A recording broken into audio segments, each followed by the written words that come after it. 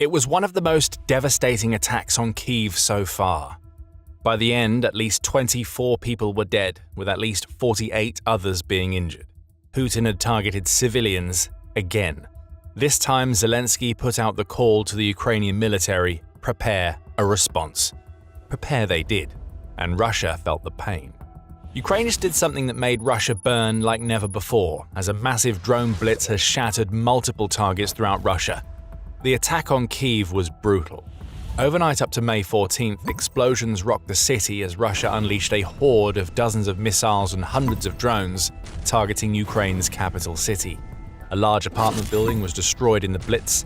Among the dead were 3 children, the youngest of whom was a 12-year-old girl. By the end of Russia's strike, Ukraine's military had counted 675 drones and 56 missiles. Ukraine managed to take most of them down. 652 of Russia's drones were shot down by Ukraine's air defenses, along with 12 Iskander and S-400 missiles and another 29 Kh-101 cruise missiles. But it wasn't enough. Some of Russia's missiles and drones broke through, striking 11 residential buildings in Kyiv and another 50 across the whole of Ukraine. But Ukraine, as it always does, responded with grit and prepared to unleash something far more devastating. The rescue operation was swift and did what it could.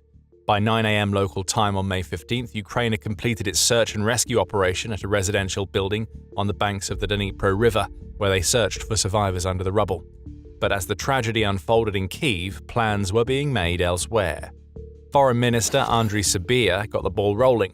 He called for the initiation of a United Nations Security Council meeting that he wants to be held to use other international platforms to respond to Russia's killings of Ukrainian civilians and attacks against humanitarian personnel. It's an important step on a diplomatic level, sure, but Putin has proven time and time again that he doesn't care what the United Nations thinks. He has settled into his role as a war criminal. And no matter what the UN says, he's going to stay in that role. As Sybiha called for attention from the international community, Ukrainian President Volodymyr Zelensky was calling for a far more direct response, both from Ukraine and its partners.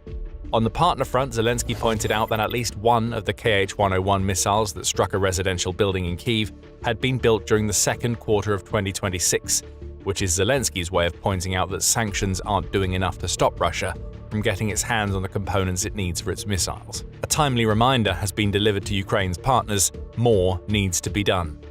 But when regular sanctions fail, Ukraine has its kinetic sanctions to fall back on. Zelensky delivered the instruction: Ukraine's military must prepare possible formats for our response to the lethal Russian aerial attack. That preparation did not take long. Giant fireballs were coming for Russia, and they were coming fast. The news broke on May 15th. Ukraine had unleashed a volley of its own long-range drones at Russia.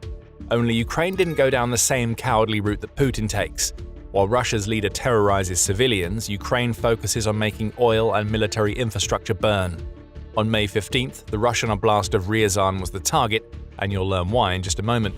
Ryazan isn't the furthest target that Ukraine could have struck. It's located about 450 kilometers away from Ukraine's northeastern border with Russia, which stretches along the Sumy Oblast. It's also about 180 kilometers southeast of Moscow, which makes it the perfect target for a revenge strike. Far enough away to prove to Putin that Ukraine's long-range arsenal is strong enough to hit anything, and close enough to Moscow to deliver the message to Putin that he best stay hidden away in his bunkers, as he has been for most of 2026. So Ukraine had the perfect region to strike. Now it needed a target. And Ryazan just so happens to be the host of something that Ukraine was more than happy to snatch away from Putin. The Ryazan oil refinery is one of the largest in all of Russia. When operating at its peak, the refinery processed upwards of 17.1 million tons of oil annually, turning crude oil into refined products such as gasoline and diesel that the Russian military can use in Ukraine, and that Russia's oil companies can sell to countries that are willing to ignore sanctions and buy Russia's cut-price oil products. Take out the refinery and you get revenge for Putin's massacre of civilians, in a way that ensures that Ukraine stays true to its strategy of crippling the Russian war machine. So that's what Ukraine did. The Ryazan oil refinery now burns after Ukraine unleashed a devastating aerial blitz against the facility. The reporting on Telegram showcased the results of Ukraine's assault. Excelenova Plus, which has been one of the most reliable independent sources demonstrating what really happens when Ukraine attacks Russia for much of the war, highlighted the damage that Ukraine did in a May 15th Telegram post. A trio of photographs all proved that Ukraine's drones have struck their targets. In each, we see the same thing: a blazing inferno somewhere in the Ryazan oil refinery, is sending a massive black plume of smoke into the sky. The already darkened skies of Ryazan look like a hellscape as the flames shimmer in the distance and the blanket of smog spreads. As time went on, reporting from civilians on the ground revealed the extent of Ukraine's revenge. Ukraine Today reports that the people in Ryazan began reporting explosions at the refinery at around 2 a.m. local time. By the end of Ukraine's strike, several dozen loud explosions had been heard in different parts of the city. Russia would later claim that Ukraine had attacked far more than an oil refinery, as it tried to paint the country's response as being as terroristic as what Russia had done in Kyiv. Russia was lying. We'll show you how we know soon.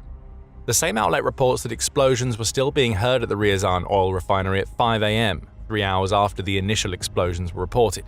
Ukraine may have been still sending drones into the oblast at this time, or, just as likely, Ukraine's drones had caused fires so massive during the initial strike that secondary explosions became inevitable as those fires spread.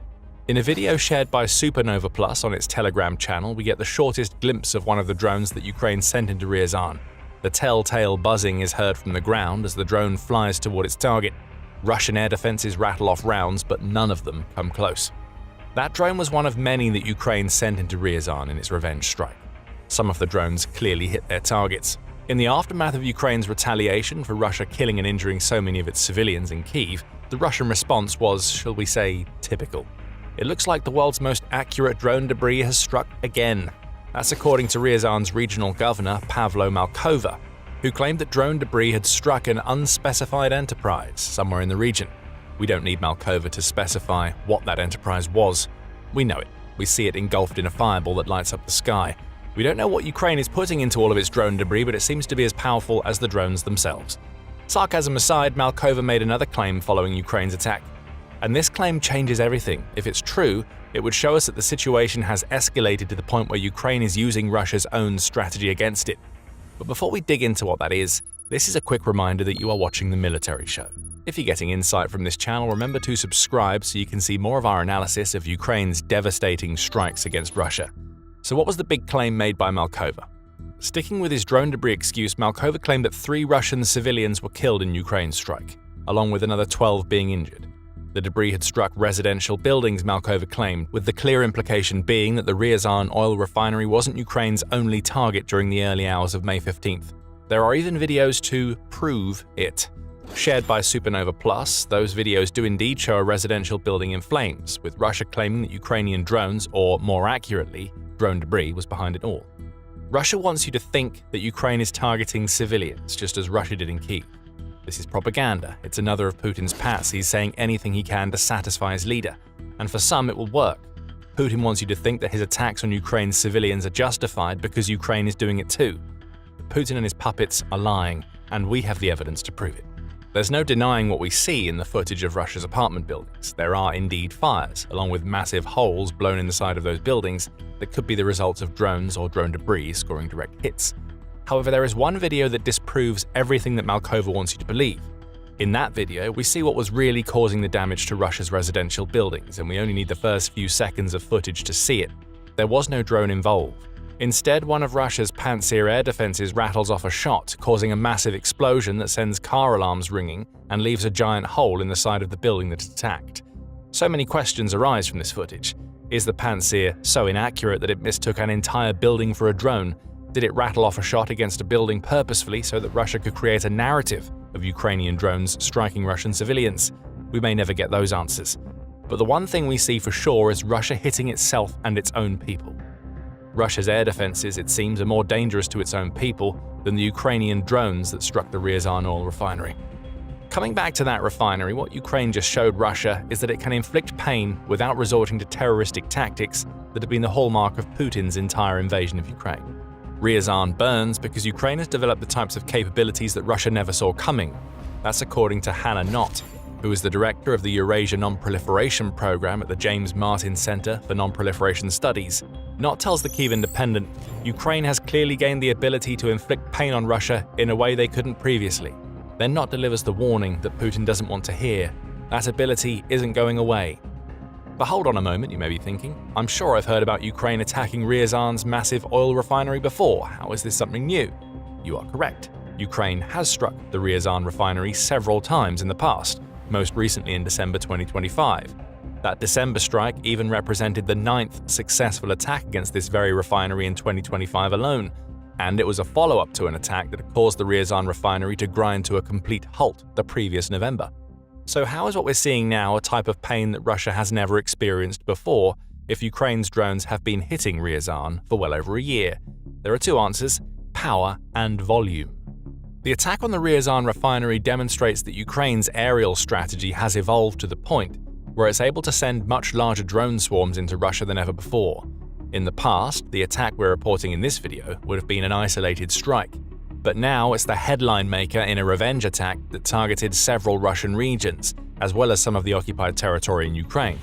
As the Ryazan refinery burned, Ukraine's long-range arsenal was also heading in the direction of Moscow, forcing the region's governor, Sergei Sobyanin, to release a statement claiming that Moscow's air defenses had shot down 5 of Ukraine's drones.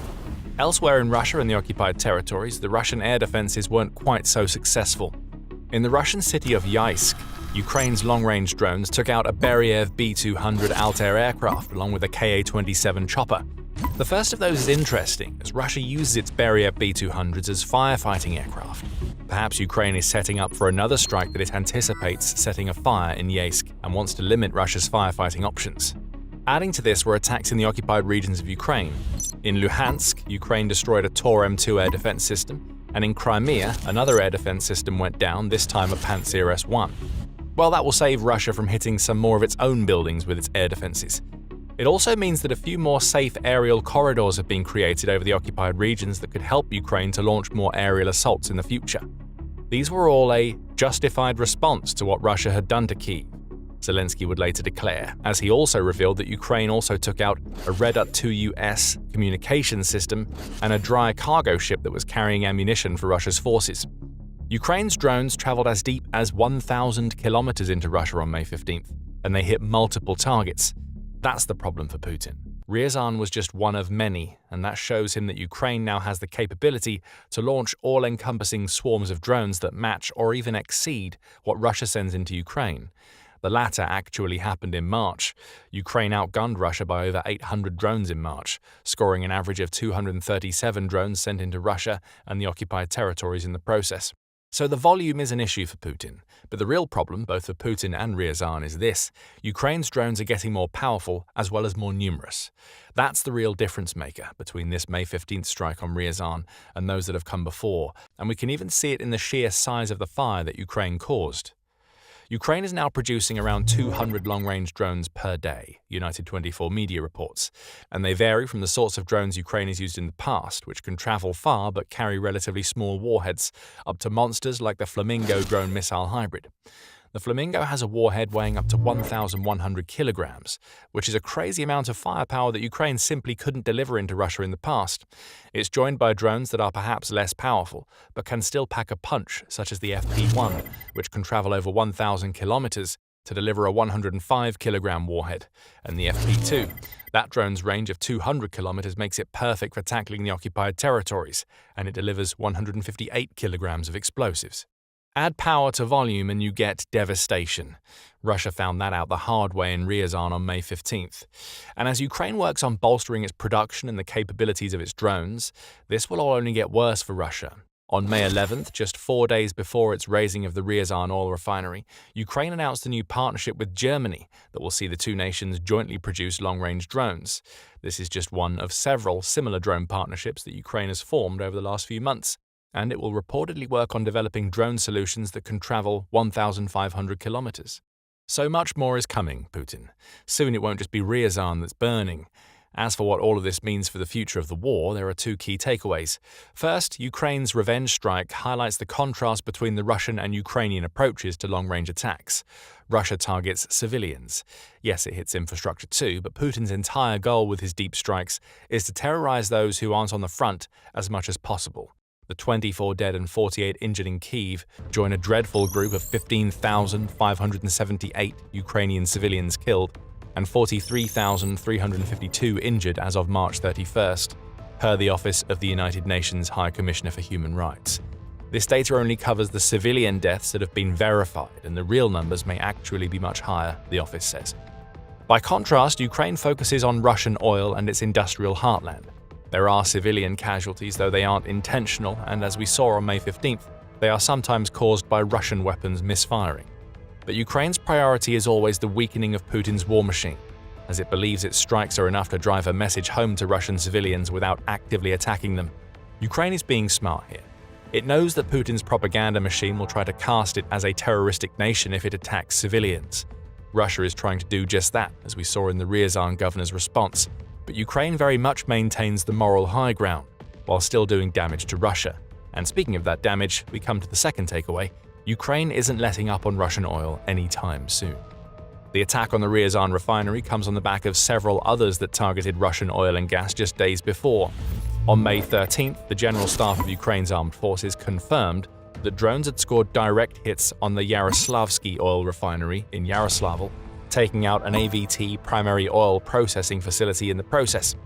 Another strike against the Astrakhansky gas processing plant in Astrakhan had caused a fire. In Krasnodar Krai, Ukraine also attacked a seaport in Taman, likely as an attempt to prevent Russia from exporting its oil products to other nations. These types of strikes are having a clear impact on Russia's ability to sell its oil, which, in turn, limits the Kremlin's ability to tax oil revenues to fund Putin's war machine. On May 13th, Reuters reported that Russian crude oil production had declined by 460,000 barrels per day in April when compared to the same month in 2025. The New Voice of Ukraine adds that Russian oil production has now dropped to its lowest level since 2009, demonstrating that Ukraine's kinetic sanctions are extremely effective. And on May 15th, United 24 media reported that Russia's oil shipments from its Baltic seaports, which Ukraine has targeted with repeated strikes for several months, are down 31%. Cripple the oil and the Russian war machine collapses. As Ryazan burns once again, Putin has learned that his terror attacks on Ukraine will always be answered. Ukraine's Ryazan strike was revenge mixed with the continuation of a strategy that it has been employing for a long time. And as Ukraine's drones get more powerful and numerous, the fires in Ryazan, as impressive as they are, may pale in comparison to what comes next. A curtain of fire and smoke has enveloped Moscow. Ukraine just unleashed the biggest raid of the war so far. Hundreds upon hundreds of drones, glide bombs, cruise missile hybrids. Ukraine launched it all, as the largest attack of the war so far has sent Moscow up in flames and left its officials scrambling to hide the damage. But that isn't working. Information is getting out, and we have a lot of it. On May 17th, United 24 media reported that a mind-boggling swarm of almost 600 Ukrainian drones had targeted Moscow and several major military-industrial facilities in the Moscow region overnight. That alone would be one of the largest aerial attacks on Russian territory since Putin launched his invasion. But there ended up being so much more. By the end of the attack, which lasted for almost a full 24 hours, Russia's defense ministry was claiming that its air defenses had intercepted 1,054 Ukrainian drones, 8 guided bombs and a pair of Ukrainian missiles, likely to be a Flamingo drone missile hybrid and a Neptune MD guided missile, the Kyiv Independent reports. Typical Moscow. Claim interceptions while your military facilities burn. What we're seeing here is the result of months of planning and hard work paying off for Ukraine. Over the last year or so, we've seen a massive spike in Ukrainian assaults against Russian air defenses. The logic behind these strikes is simple. Russia is a massive country. Even at the best of times, its air defenses are stretched. The more of those defenses that you destroy, the bigger the gaps become. Ukraine has had a plan for months now as it builds stronger and cheaper long-range drones, all while whittling away at Russian air defenses. Alexander Kovalenko, who is a military observer who works with the Information Resistance Organization, tells UKR Inform that Ukraine has known what it wanted to do from the off and is now in a position where it can shatter Russia's air defenses. If we speak about the destruction of the enemy's air defense systems, it's important to understand no such operation is carried out in a week, a month, or even a year. As early as 2022, Ukraine's defense forces began a gradual and systematic process of exhausting Russian air defenses, primarily on the battlefield, whenever opportunities arose, Kovalenko said. Bit by bit, Ukraine's weapons have improved. Now they're turning Russia into a blind empire. And that's not all. Supporting one of the largest strikes ever against Moscow were operatives on the ground who threw a little extra sand in the eyes of Russia's air defenses, helping to make what Ukraine did possible. Their work caught everybody, especially Putin, off guard, and it hints at a major problem that Putin has to deal with if he hopes to stop Ukraine from following up its massive strike with something similar in the future. A clever little trick helped make this massive attack possible. Stick with us and you'll find out what that trick was, but before we get to that, there's the important information to cover: the damage that Ukraine did with its record-breaking strike on Moscow. We'll start with an industrial complex in Russia's Zelenograd region. Located a little over 30 kilometers northwest of central Moscow, the industrial complex is named Elma Zelenograd and is one of Russia's most important manufacturers of electronics and microelectronics. These are the sorts of components that are used in practically every modern weapon that Russia uses against Ukraine, especially its missiles. And the technopark that Ukraine hit is reportedly home to over 150 companies that specialize in making electronics, measuring instruments, optical systems, sensors, and so much more. Now, the park is burning. Ukraine's drones were the culprits. Next up, we head to the Angstrom enterprise, also located in Zelenograd. This facility is responsible for manufacturing microprocessors, semiconductors, and microelectronics. We're starting to sense a little bit of a theme here. It seems that Ukraine is targeting the electronic facilities that make Russia's long-range missile attacks possible. And remember, all of these components are used in air defense missiles too. Even when it's taking advantage of the gaps that it's created in Russian air defenses, Ukraine is keeping one eye turned toward degrading them further. Ukraine is chopping away at the Russian tree, and Putin is watching as he draws closer to the call of timber! According to The Guardian, the Security Service of Ukraine, or the SBU, has claimed responsibility for this, and most of the other strikes recorded in Moscow through May 17th.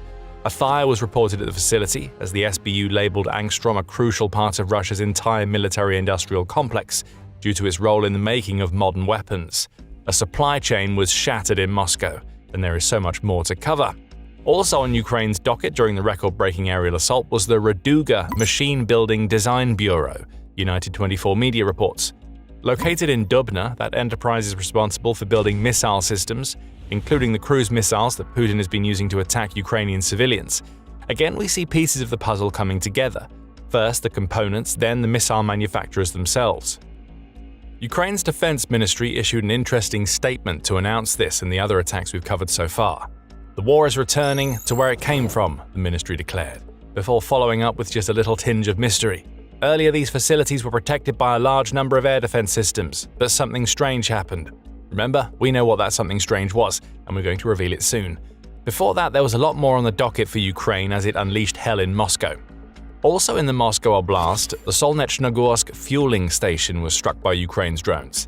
That facility is part of the Russia-spanning fuel pipeline infrastructure that is responsible for transporting gasoline and diesel fuel, both to Putin's patsies on the front lines and to oil terminals, where the fuel can be shipped off to other countries so the money continues to pour into Putin's war chest. Videos and photos from the scenes showcase damage as the flames rise into the air and a thick blanket of smog fills the skies. Astra, which has long been one of the most reliable Telegram channels reporting on what really happens when Ukraine's drones fly into Russia, has the evidence. It geolocated the strike to confirm that Ukraine did indeed hit the Solnechnogorsk facility. We also see videos and photos of the massive plume of smoke rising out of that oil loading station, including footage shot by what appears to be a passenger in a car who clearly took a risk to film what they filmed and get it out there. Anger from Moscow is sure to follow whoever shot that video. As for Astra, its video shows what appears to be several large storage tanks in flames. All that Putin can do is watch. More of his oil is burning, and that is yet another dent in the armor of the Russian war machine.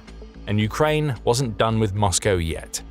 Sticking with oil, Ukraine couldn't resist yet another attack against Russia's oil refining capacity. SBU drones struck the Moscow oil refinery. Footage from the scene, once again published by Astra, showcases the burnt-out husks of buildings within the refinery, along with smoke rising from the facility. Video accompanying the image shows Russian air defenses rattling off rounds in the background before a large explosion is heard and the smoke rises. The facility, which has been wrapped in anti-drone nets since October 2024, is one of the 10 largest in Russia. It handles 11 million tons of oil annually, and it supplies about 40% of the Moscow region's fuel demands. We don't need to tell you why Ukraine struck this target. We've said plenty about Ukraine's campaign against Russian oil in the past. Still, there was more. According to the Kyiv Independent, Ukraine's drone strikes caused chaos in Moscow's airports. Almost 100 flights were either delayed or cancelled at the Vnukovo airport, as authorities shut everything down for fear of Ukrainian drones in the skies. At Sheremetyevo airport, the situation was even worse. About 200 flights were delayed or cancelled, And there was even more reason for that than there was at Vnukovo. Why? Well, Ukraine's drones appear to have had a target at Sheremetyevo airport. Also, just a day before the news broke of the record-breaking assault against Moscow, Ukrainian President Volodymyr Zelensky confirmed that Ukraine had destroyed a $40 million Beriev B-200 amphibious aircraft in a strike against the Yeysk military airfield, which is located on the coast of the Azov Sea. Satellite imagery confirmed that strike. Russia lost one of just 20 of these aircraft that have been built since it was put into production in 1998. It seems that Ukraine is targeting all of Russia's aerial power. Missile manufacturers and the companies that build the components needed for their work all went down in Moscow on May 17th. And Ukraine wasn't done there. Just for good measure, it attacked a few targets outside of Moscow in a rip-roaring rampage of revenge against Russia for all that it's done in Ukraine. And this is exactly the kind of thing that we cover at the Military Show. If you're getting insight and value from the channel, remember to subscribe to see more of our coverage of Ukraine's latest and greatest strikes. As Moscow's air defenses were trying and failing to deal with the overwhelming horde of drones, missiles and bombs that Ukraine sent in the direction of the Russian capital, Ukraine was also quietly dismantling Russian equipment elsewhere. The Belbek airbase in occupied Crimea was another of Ukraine's overnight targets. Russian officials haven't commented on that attack yet, United 24 media reports, but the SBU has. It confirmed a ton of damage to Russia's air defenses in Crimea. Among the casualties were a Pantsir S-2 air defense system, a hangar that contained radar equipment that Russia uses with its S-400 air defense systems, an air traffic control tower, a ground-to-air data transmission point, and just to cap it off, a control system and ground control station used for Russia's medium-range Orion and Forpost drones. This is genius from Ukraine. While Russia's attention was turned toward the swarm in Moscow, the SBU struck against yet more of Putin's air defenses in Crimea. We mentioned those defenses being so stretched as the big reason why Ukraine was able to pull off its Moscow attack earlier. Now, Putin faces the question that Ukraine has posed over and over during the last few months. Does he send new air defense systems to Belbek, making Russia itself weaker in the process? Or does he keep air defense systems on the Russian mainland, allowing Ukraine to launch more strikes against Crimea? Either way, Putin loses, and that's exactly how Ukraine wants it. And there's one more bonus strike to report. The commander of Ukraine's unmanned systems forces, Robert Brovdy, couldn't resist getting in on the action. He confirmed that Ukrainian drones had traveled almost 1,000 kilometers to score a direct hit against a Russian patrol boat near the Kaspiysk region in Russia's Dagestan Republic as the swarm engulfed Moscow. Euromaidan Press later confirmed that the ship was a Project 10410 Svetlyak, and it noted that this was the fourth Russian vessel that had been taken out by Ukrainian drones in May alone. The diversity of goals is off the charts, Brovdy said when sharing footage of the strike on Facebook. Then Ukraine's notorious drone commander delivered a warning that seems to be directed straight at Putin and his generals. We are expanding. Moscow just got a taste of that expansion, and Putin is trying to spit it out. He can't. Ukraine has reached a new peak in its long-range attacks, and as Brovdy says, it's only going to get worse from here for Russia. More powerful drones are waiting to attack as Russia's air defenses get knocked out one by one. And for Zelensky, this attack amounted to sweet revenge. Russia deserved it. Not just for everything that it's done in Ukraine so far, but very specifically for a strike that it carried out against Ukraine. This time, Ukrainian long-range capabilities reached the Moscow region. We clearly tell the Russians, their state must end its war, Zelensky declared in the aftermath of a massive wave of strikes that hit targets located over 500 kilometers away from Ukraine's border with Russia. Ukraine's attack was a completely fair response, Zelensky added. And he has a point. Just the day before Ukraine began its bombardment against the Russian capital, Putin had struck Ukraine's capital city of Kyiv. Only it wasn't military targets that Russia hit, it was civilians. By the end of the massive May 15th strike against Kyiv, at least 24 civilians were dead, prompting a day of mourning to be observed in the city. Zelensky's logic was clear. A capital for a capital. Only Ukraine didn't purposefully target civilians as Russia did. Of course, those who listen to Russia would have no idea that the skies above Moscow are filled with smoke, as some of the most vital parts of the Russian military machine burn. By May 17th, Russia's Ministry of Defense was claiming to have destroyed 556 Ukrainian drones across several regions, including Moscow.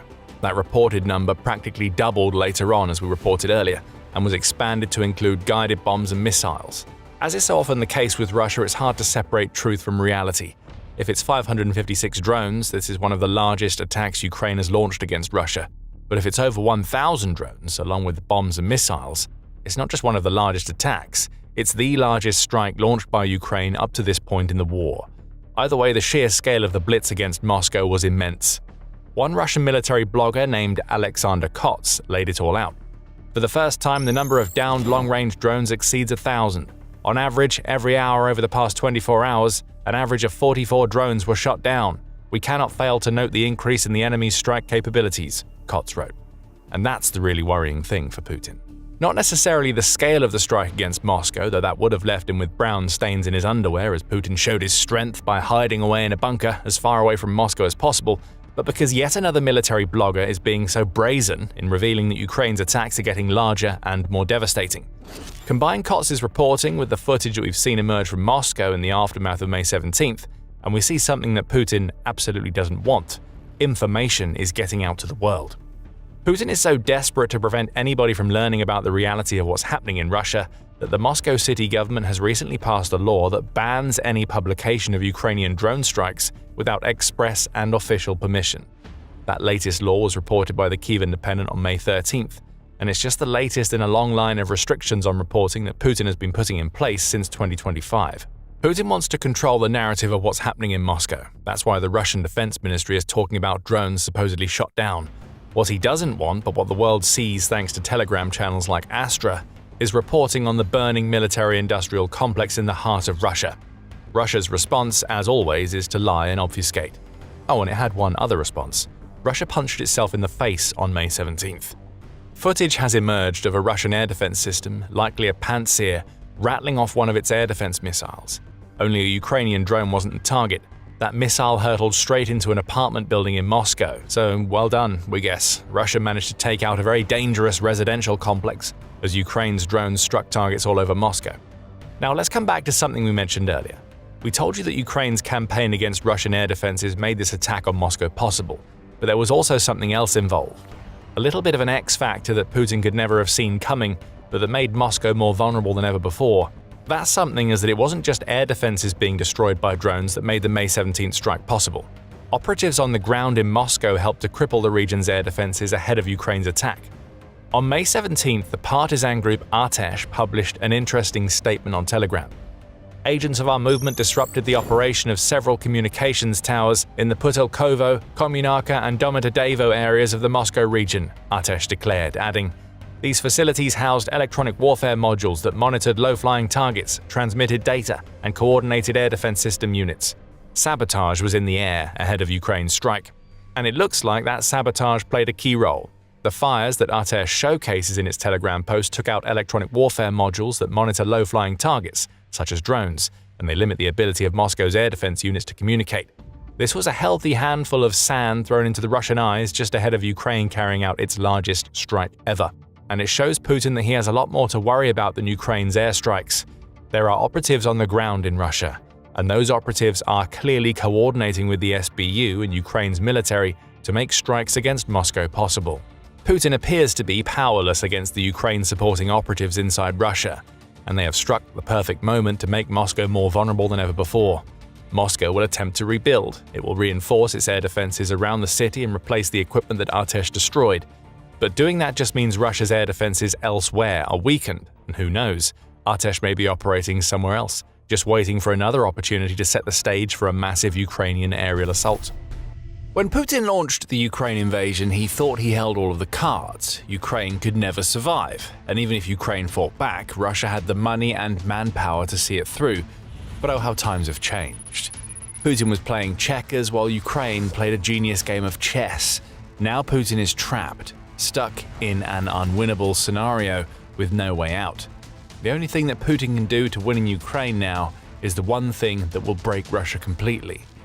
Russia can't afford to win or lose in Ukraine, and Putin knows it. As his army is shattered in Ukraine, having already lost almost 1.35 million soldiers, with many more to come as Russia continues a slow and arduous crawl through Ukrainian territory, Putin is faced with the one decision he never wanted to make. Mobilization is on the horizon. It has to be, and we'll tell you why soon. That possible new wave of mobilization is the only thing that is going to keep Russia ticking over in Ukraine as it loses soldiers at a record rate. The Ukrainian Foreign Intelligence Service highlights the problem Putin faces right off the bat. Experts emphasize that the mass withdrawal of Russians from the economy in conditions of a shortage of personnel will only worsen the situation in Russia, Ukraine's military intelligence says. And that's the big problem for Putin. Mobilization means stripping Russia of the manpower it needs to run a nation, also that Putin has enough meat to feed into the grinder in Ukraine. Putin is now stuck. Does he cripple his country to continue his war, or does he allow the Russian military to slowly wilt away under the hellfire of Ukrainian drones unleashed on them every day? Either way, Putin loses, and mobilization will be the catalyst for it all. United 24 media reports that Ukrainian intelligence has highlighted that Russia's economy is already in the early phases of recession, as a combination of stagnation and slowing activity grinds Russian production to a slow halt. Ukraine isn't lying. All of the economic indicators suggest that Russia is heading down the financial toilet, and it's Putin himself who dumped his own country down the crapper. The cracks are already appearing. In a May 8th report, Euronews noted that 20 rounds of sanctions against Russia have taken their toll. Between January and March, the Russian economy shrank by 0.3% per Russia's own Ministry of Economic Development. That result marks the first economic contraction seen in Russia since 2023, and it comes at a time when inflation is at 6%, interest rates are enormous, around 15%, and the Kremlin is creaking under a public deficit that has rocketed to $60 billion. That deficit will only continue to grow as Putin wages his war. Even Russia's leader has recognized the problems, though he did the most Putin-esque thing by accepting no responsibility. All he could do was call on his cronies to give him reasons why the trajectory of macroeconomic indicators is currently falling short of expectations. The answer to that question stares you in the face every morning when you look in the mirror, Putin. Assuming you have mirrors in your underground bunkers. These are all symptoms of so much more to come, especially if Putin follows through and mobilizes Russia to continue the fight in Ukraine. Just a couple of months before these figures were made public, The Economist argued that Russia had already entered what it calls the death zone. The Russian economy may not outright collapse, the outlet argued, but it will also never recover. That is the death zone, which The Economist notes is similar to the 8,000-meter altitude that can wreck a mountaineer's body. At that height, the human body consumes itself faster than it can be repaired. That's where Russia is right now, stuck in an unending cycle of wartime production that Putin ordered. Right now, the Russian economy is only just holding itself together in the present, as Putin makes orders that are leading to any prospect of future capacity being destroyed. Exports are down, production has tanked. Putin can only tax Russia's ailing businesses and people so much as he fails to fill the gaps he has created in the country's budget. Russia has done all of this to itself, and the mobilization that now looms could be the death knell that symbolizes how Russia will never recover. The UK's Colonel Joby Rimmer has also warned of the destabilizing effect that Putin's bad decisions have on his country's future. In a May 13th speech at the UK delegation to the Organization for Security and Cooperation in Europe, Rimmer laid it all out for the ignorant Putin to understand. Russia's own data underlines this trend. Economic growth has stalled, investment remains weak, and consumer demand is slowing. Fiscal pressures are intensifying as revenues decline and expenditure, particularly defense spending, continues to rise. Even where commodity revenues provide temporary relief, they do not address the deeper structural imbalances of a war-driven economic model that is approaching its limits, Rimmer declared. Putin won't listen. He can't. Even though he knows that these words make sense, he also realizes that the only way he can make any sort of progress toward repairing the shattered Russian economy is to pull his soldiers out of Ukraine. But Putin will never do that. Ending the special military operation without achieving any of his goals would be the death of the carefully cultivated image of the strong man that he has spent decades creating. How could Putin ever cast himself as Russia's protector when he has withdrawn from the biggest war Russia has seen in generations? It simply can't happen. And that is the trap that is pushing Putin ever closer to the mobilization that could spell the end of the Russian economy. Right now, Russia is stuck in a deadly feedback loop. To keep his war machine churning, Putin has to dedicate huge portions of Russia's domestic manpower to the military-industrial complex that he's created. That, in turn, weakens the civilian economy. Businesses can't produce to the scale needed for a healthy economy when the Kremlin and companies that it favors for wartime production are offering more money than ever for people to work in the factories or go to die on the front lines in Ukraine. Output is only sustained by increased defense spending, which props up employment and enables Putin to enact more political control. But that control comes at a cost. Russia is now so reliant on its defense sector that disengaging from the war could trigger an enormous political and economic backlash. There is no escaping this loop for Russia right now. But all of this is setting the stage for the horror that will come when Putin inevitably goes in the opposite direction. Rather than withdraw, Russia is on the verge of mobilizing. And when that happens, the war is lost for Russia for one big reason. The labor shortage that already exists in Russia will go critical, and Russia won't be able to recover. Ukraine's Foreign Intelligence Service highlights the main reasons why mobilization would amount to Putin falling into a war-ending trap of his own making. Even beyond taking away yet more employees from companies that aren't related to the war, Putin also strips Russia of its expertise when he mobilizes. A modern war machine doesn't just require meat to be sent to the front lines. It needs skilled personnel who are responsible for everything that goes on behind the scenes of the war machine. Technicians who maintain systems, communications, and electronic warfare systems will find themselves called to the front to do their work. They can still do their jobs, only they'll be doing them outside of Russia and inside the occupied territories, where Ukraine has been intensifying its strikes to the point where it basically doubled the number it launched in April when compared to March and continues to build up. In Russia, these skilled people face minimal risk, but in Ukraine, one drone will be all that it takes to strip Russia of another talented employee who will never come back and, just as importantly, never be able to pass on their knowledge to the next generation. And the kicker here is that Russia already knows that it has a labor shortage. In mid-April, the governor of Russia's central bank, Elvira Nabiullina, warned that Russia is facing a labor shortage for the first time in its modern history, which is happening as the country's economy overheats. She cited Russia's historically low unemployment rate of 2% as not being the good thing that it appears to be. It actually means that Russian businesses don't have a large enough pool of talent from which to pull, forcing increases in wages, which then increase production costs.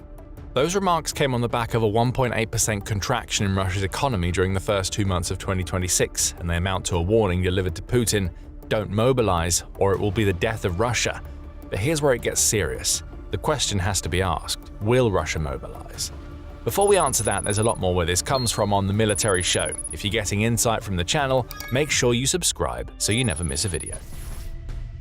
So, will Russia mobilize? It's already started moving toward it, and the signs are all in place. Deep in the Ryazan region of Russia, the regional governor, Pavel Malkov, is feeling the pressure of Putin's never-ending thirst for more soldiers. He has signed an order that forces businesses that operate in Ryazan to identify potential candidates for military service who are currently under their employ. Companies with between 150 and 300 employees have to identify 2 individuals to serve in Ukraine. Those with 300 to 500 employees must offer up 3. And any company with more than 500 employees must provide the details of 5 employees. There's no two ways around it. This is stealth mobilization. And while Ryazan may be the first, the odds are that we're going to see a lot of other Russian regions signing similar orders as Putin demands more meat. And even earlier than this, Putin was setting up for mobilization. Back in December, Russia's leader signed a decree that calls up reservists for military training assemblies being held in 2026. The Kremlin has also prevented anybody from learning the 2 most important aspects of this decree, which are the number of reservists who will be called upon to train and how long this training will last. But we don't need to know those numbers. What we have here is Russia preparing its reservists for war, which is precisely what you would expect Putin to do when he's getting ready to mobilize. Fast forward to May 14th, and Euronews reported on another new law that Putin has put into place. Russia's State Duma has officially approved a law that allows Putin to deploy the Russian armed forces to protect Russian citizens abroad. That may not seem important on the surface. Russia's army has been in Ukraine since February 2022. But remember that Putin has always referred to his invasion as a special military operation, and has always avoided calling it a war. What this new law does is lay the groundwork for Putin to officially declare an invasion under the auspices of protecting Russian civilians. It's not a stretch to say that Russia could use this new law to mobilize. The Kyiv Independent reports that up to 800,000 Russians have moved to Crimea since it was illegally annexed in 2014. All that Putin has to do is claim these civilians need more protection than they already have, and that's it. Mobilization will become a necessity for that protection rather than for the special military operation. Putin is laying the groundwork for the mobilization to come, but what he doesn't realize is that mobilizing won't just plunge Russia into an economic chasm that is somehow even deeper than the one he's already fallen into. Losing labor is just one problem. Behind that major problem are several others that will combine to cripple Russia. Before we get to those problems, there's just one more sign that Putin is indeed on the brink of mobilization, whether he wants to be or not.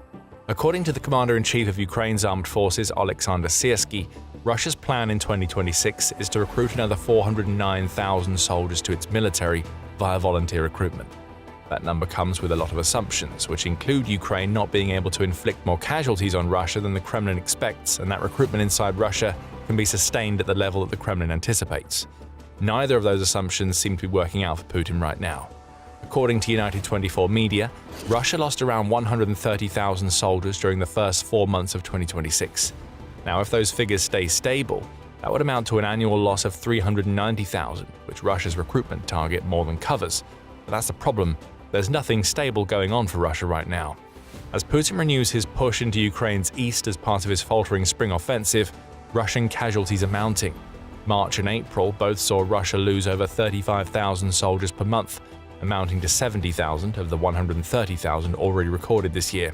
If Ukraine maintains that tempo for the rest of 2026, that amounts to 350,000 soldiers lost in 10 months, plus the 60,000 lost in January and February, for a total of 410,000 casualties. That's higher than Russia's recruitment target. And it assumes that the monthly casualties aren't going to climb high in the summer, when Russia will reach its peak in terms of the number of assaults it launches against Ukraine. That alone would be bad enough for Russia on the manpower front, but there's also another issue. 409,000 recruits in 2026 is just a target. The Kremlin can set that target, but it doesn't mean that Russia will reach it. And according to the deputy chairman of the Russian Security Council, Dmitry Medvedev, Russia is nowhere close to hitting the numbers that it needs to reach. Toward the end of March, Medvedev said that Russia was recruiting about 27,000 soldiers per month. Multiply that by 12 months and you get 324,000 recruits, which is 85,000 fewer than Russia wants.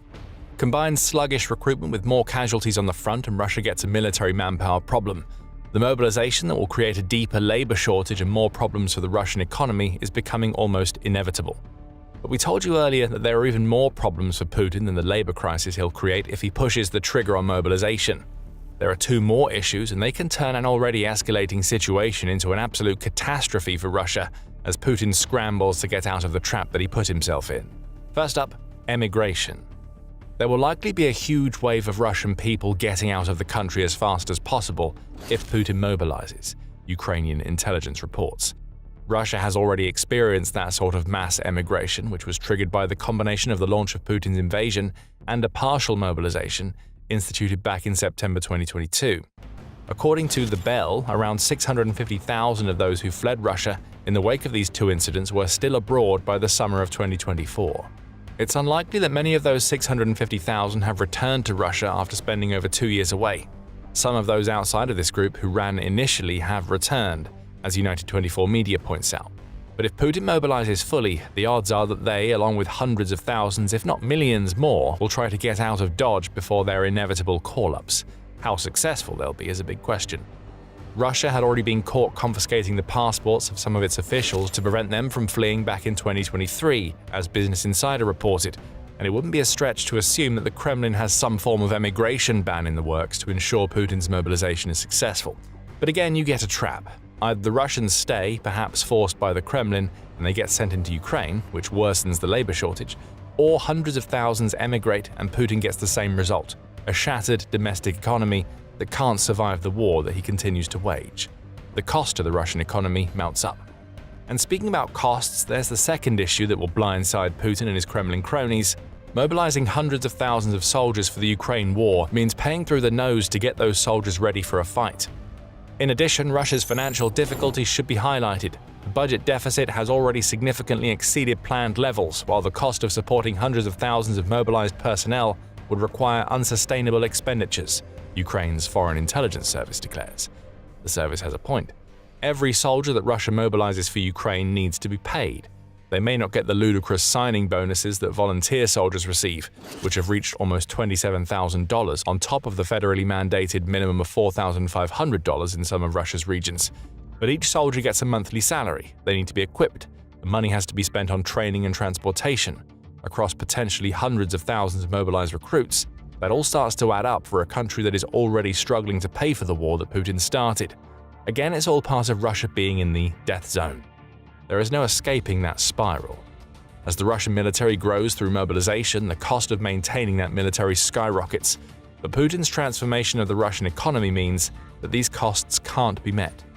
Non-military production craters even deeper as the manpower needed to sustain it gets stripped away. Those who are left behind can't fill the gaps that already exist, and they certainly won't be able to fill them later. The labor shortage just keeps getting worse. Mobilization would be the end of everything, but not in the way that Putin envisions. He is now trapped in a war that he can't afford to win or lose. If mobilization gets him what he wants in Ukraine, he leaves Russia as a shell of its former self. And if he chooses not to mobilize, then Ukraine will keep tearing through what Russia can send, and Putin loses anyway. And here's the worst part for Putin. He knows that all of this is coming. There's a deep crisis in Russia that is literally years in the making, and it's all being caused by Putin. He knows it. He's desperate to fix it.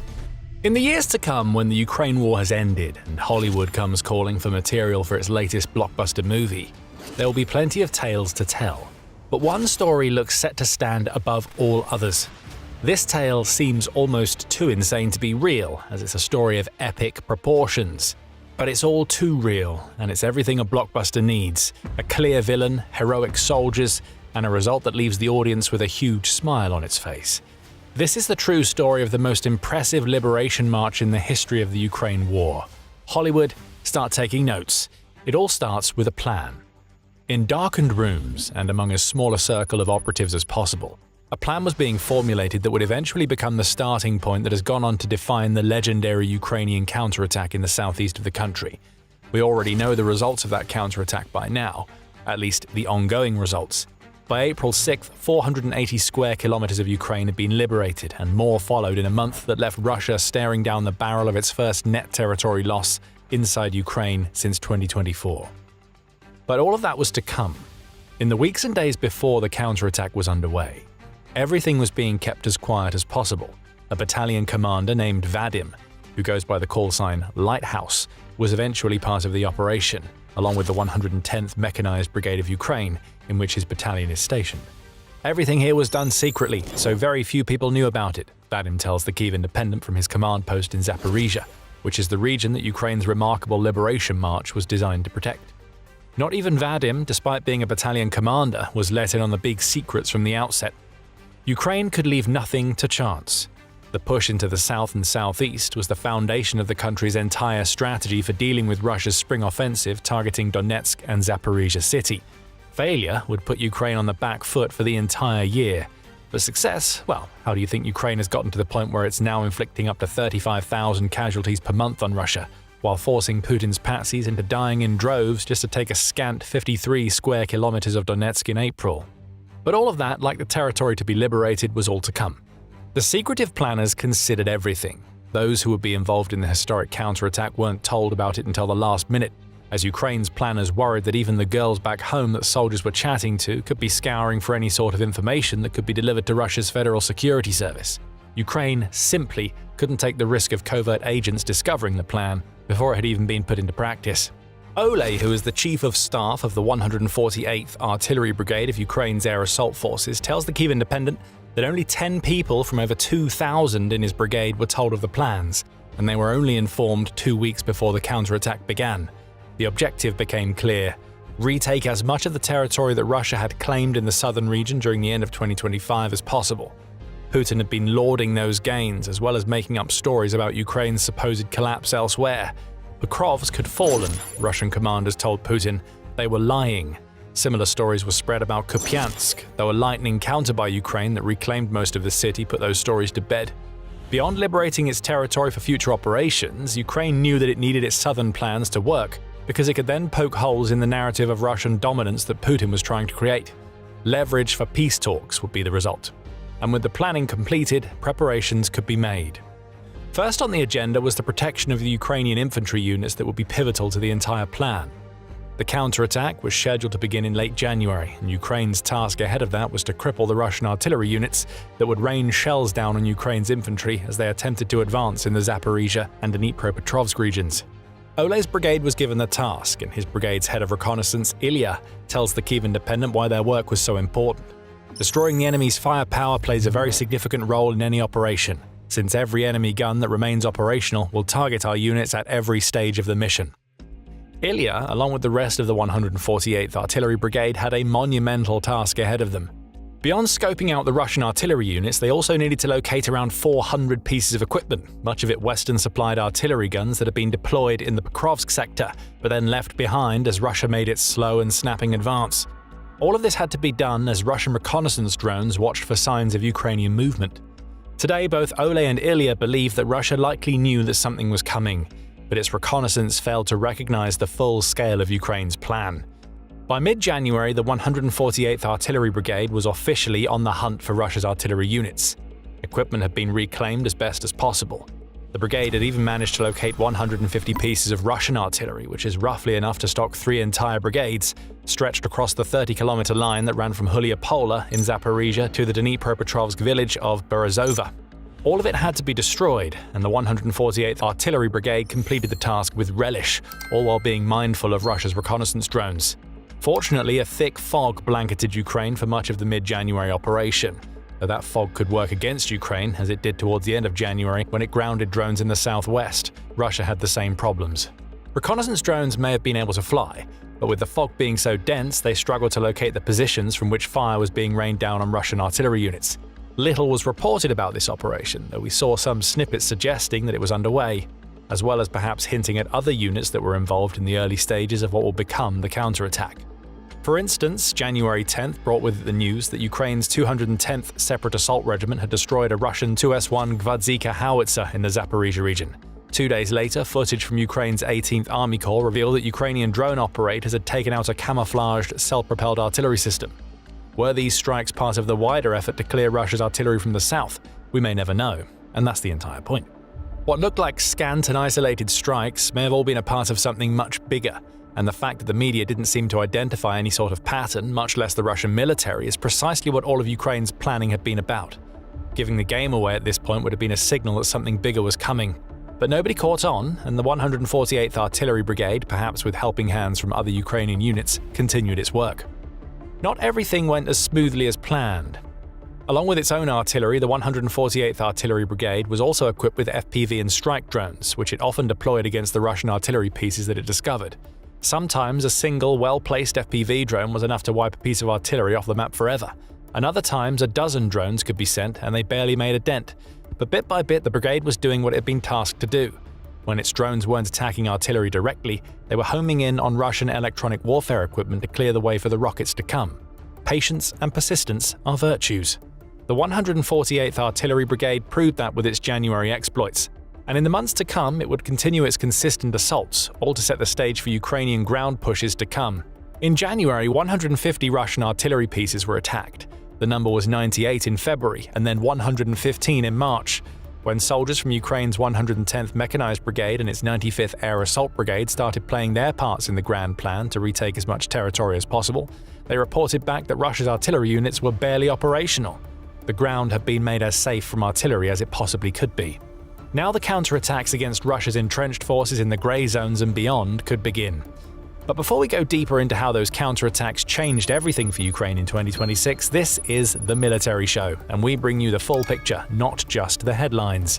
Make sure you're subscribed to the channel if you want to stay ahead of the curve. Ukraine's counterattack wasn't sweeping, at least not at first. The early portions of it were conducted under the dense layer of fog that had worked to the 148th Artillery Brigade's advantage, and that was ironically giving Russia the mistaken impression that it was taking the initiative in the south.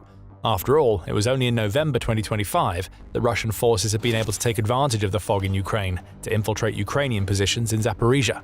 Putin's patsies clearly thought they were going to be able to do the same again, even as their artillery was being destroyed around them. They were wrong, and soon the Ukrainian terror emerging from the fog would make them dead wrong. Dmytro, who led the first groups of soldiers to venture into the fog as part of his role as the deputy battalion commander with the 95th Brigade, tells the Kyiv Independent of daring raids during what he dubs the grey hours during the early stages of the counterattack. Russia's forces had no idea that Ukraine's soldiers were coming, having failed to put two and two together when it came to the attacks on their artillery. Each mission launched was preceded by reconnaissance so intensive that it even picked up on trash left behind by the occupiers, offering hints to where Russia's soldiers were. Direct fighting was never the goal for Ukraine's infantry. Instead, the drones went in first, cleared out as many Russians as possible, and were then followed by troops on the ground to sweep up the remainder. It's an approach that had already been proven effective in Ukraine's liberation of Kupiansk, as well as during operations in the Dobropilya sector. Dubbed search and destroy, the tactic had been honed to near perfection by the time the Ukrainian forces on the ground in Dnipropetrovsk and Zaporizhia were using it. Time and time again, Russia's defenders and infiltrators had no answers. Even with the fog blanketing the skies, Ukraine's drones were finding them and they were being eliminated. Ukraine's 95th Brigade even took the tactic a step further. Once a position had been claimed, assault groups would sneak up to 3 kilometers deep into the grey zone beyond, creating what amounted to a barricade around the newly taken position, from which ambushes could be launched against any Russian units that attempted counterattacks of their own. Retreating soldiers were taken out along the way by these assault groups, and those left behind were able to quickly advance to join their comrades when they were given the all clear. Progress was being made. But Russia was catching on to what was happening. By early February, Russia started to intensify its own drone activity in the regions where Ukraine was making its advances. Disorganized and haphazard though it was, this impromptu drone defense was enough to start slowing down the Ukrainian advance, to the point where some days saw Ukraine push forward by a kilometer, and others were made so dangerous that Ukraine's assault groups stayed put. Then something unexpected happened, at least for Russia. What almost nobody knew, even when the operation was being planned, was that Ukraine's new defense minister Mikhailo Fedorov had been speaking to SpaceX. The topic of conversation was simple: cutting off Russia's access to the illicit Starlink terminals it had been using in Ukraine by creating a whitelist that ensured only Ukrainian terminals could be used. In early February, the next part of Ukraine's plan was put into action. Fedorov had been successful. SpaceX shut down Russia's Starlink terminals, and just like that, Russia's soldiers, who had been slowly starting to mount a defense, fell into a complete shambles of panic and miscommunication. The effect was almost immediate. In a follow-up article, the BBC reported that Russia's soldiers had lost 50% of their capacity for offense across almost the entire front line. That amounted to less of everything, from assaults to drones, and it also meant that openings were being created for Ukraine's counter-attacking forces in the south. Evidence of a full-blown Russian retreat was finally being reported in the Zaporizhia region, and the pace of Ukraine's advance went into overdrive. According to some sources, Ukraine managed to liberate up to 200 square kilometers of its territory during the first 5 days of the Starlink shutdown. That was roughly the same amount of Ukrainian territory that Russia had snatched in December 2025. Not only was the counterattack on, but it was gaining more ground than anybody could have expected. Ukraine would have been happy enough with the Starlink situation alone, but at around the same time that Russia's infantry and ground units were losing access to a critical communications tool, Putin was making what may go down as the dumbest decision that he has made yet. Russia's leader cracked down on Telegram in a desperate attempt to retain control over the Ukraine war narrative at home, and in doing so he hurt his soldiers even more. Even Putin's favorite mouthpiece Dmitry Peskov seemed almost incredulous as he said, "There's nothing good about it, restricting Telegram for Russia's soldiers, but the law must be followed." Ukraine must have thought that all of its Christmases had come at once. If Putin kept going in that direction, Russia would have to resort to carrier pigeons and megaphones to communicate on the front. After a February filled with chaos, Russia started to come up with some makeshift, though certainly not effective, solutions for its Starlink and Telegram woes. That allowed Russia to send more drone units to the southern regions. But again, the bit part player in the story that was emerging to be an unexpected star emerged once more. The fog came back, limiting the impact of Russia's drone-based defense. Ukraine took advantage of this by taking the risk of deploying BMP infantry fighting vehicles and even a Soviet-era T-72 tank to cart troops around in the grey zones. But that was never a long-term strategy. Once the fog cleared, those vehicles would become easy targets for the Russian drones that were arriving at the scene.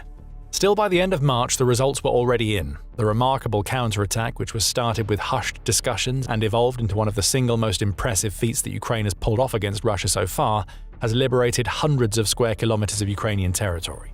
Now, as we get deeper into spring, and the fog that has played such a huge role in Ukraine's march forward has dissipated, Ukraine's task is to hold this territory for as long as possible. It's not an easy job. With bulky vehicles back out of the picture, Ukraine is sending backup to its soldiers on the new front on foot. An arduous journey that can be as long as 20 kilometers awaits those who take up the task, and it has to be conducted through grey zones that are patrolled by Russian drones. Not all of those who enter make it to the other side. The Kyiv Independent reports on the brave story of an older soldier named Volodymyr, who volunteered with Ukraine's 110th Mechanized Brigade to head back out to the front, even though he had been left with vision and hearing problems due to injuries he'd suffered 3 years before. On Volodymyr marched, to the point where he felt that he was holding back his comrades. He told his brothers in arms to leave him behind or shoot him. That isn't the Ukrainian way, it's the Russian way, and Volodymyr's comrades made that clear by refusing to abandon him. Unfortunately, not all of Volodymyr's group made it. One night, as the older soldier suffered from a high fever, his 2 comrades pushed forward. Only one came back, the other having been killed by an FPV drone. Still, Volodymyr marched as fast as he could alongside his remaining comrade. A drone attack stopped him in his tracks, just 100 meters from a dugout that he and his comrade Ole were heading toward. Volodymyr was left with bleeding ears and temporary vision loss. Russia followed up with more drones that dropped grenades, giving him shrapnel wounds. But he survived, spending the night under a thermal blanket just outside the dugout as Ole waited for an opportunity to bring him in.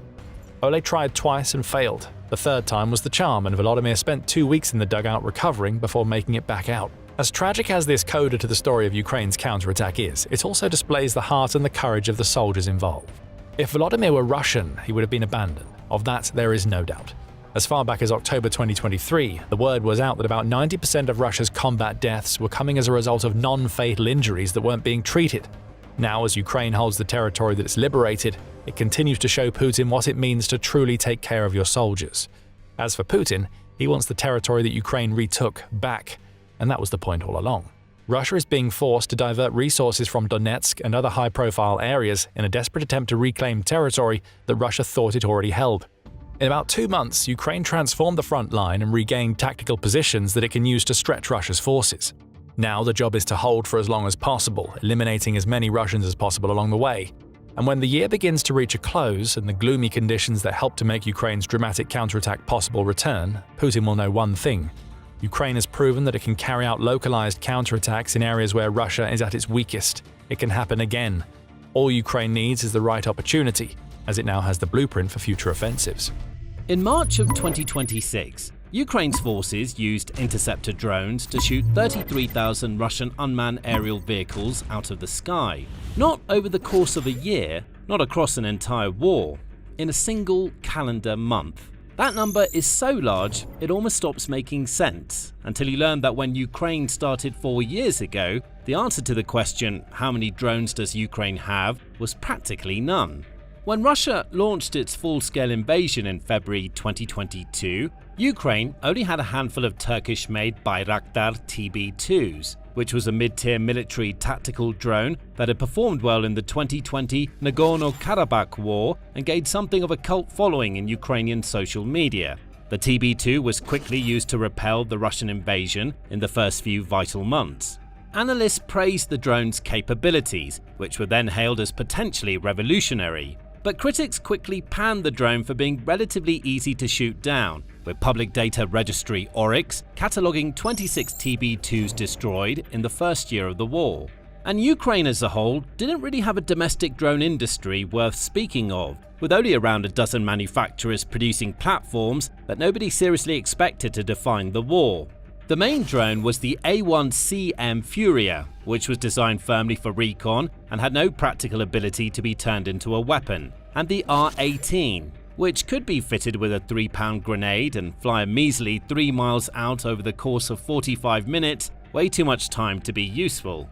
The situation was equally dire elsewhere. As Ukraine's Air Force was flying aging Soviet-era jets, its air defense relied on S-300 batteries from the same era, and its ability to strike Russian territory anywhere beyond the front was limited to a handful of Soviet-era ballistic missiles.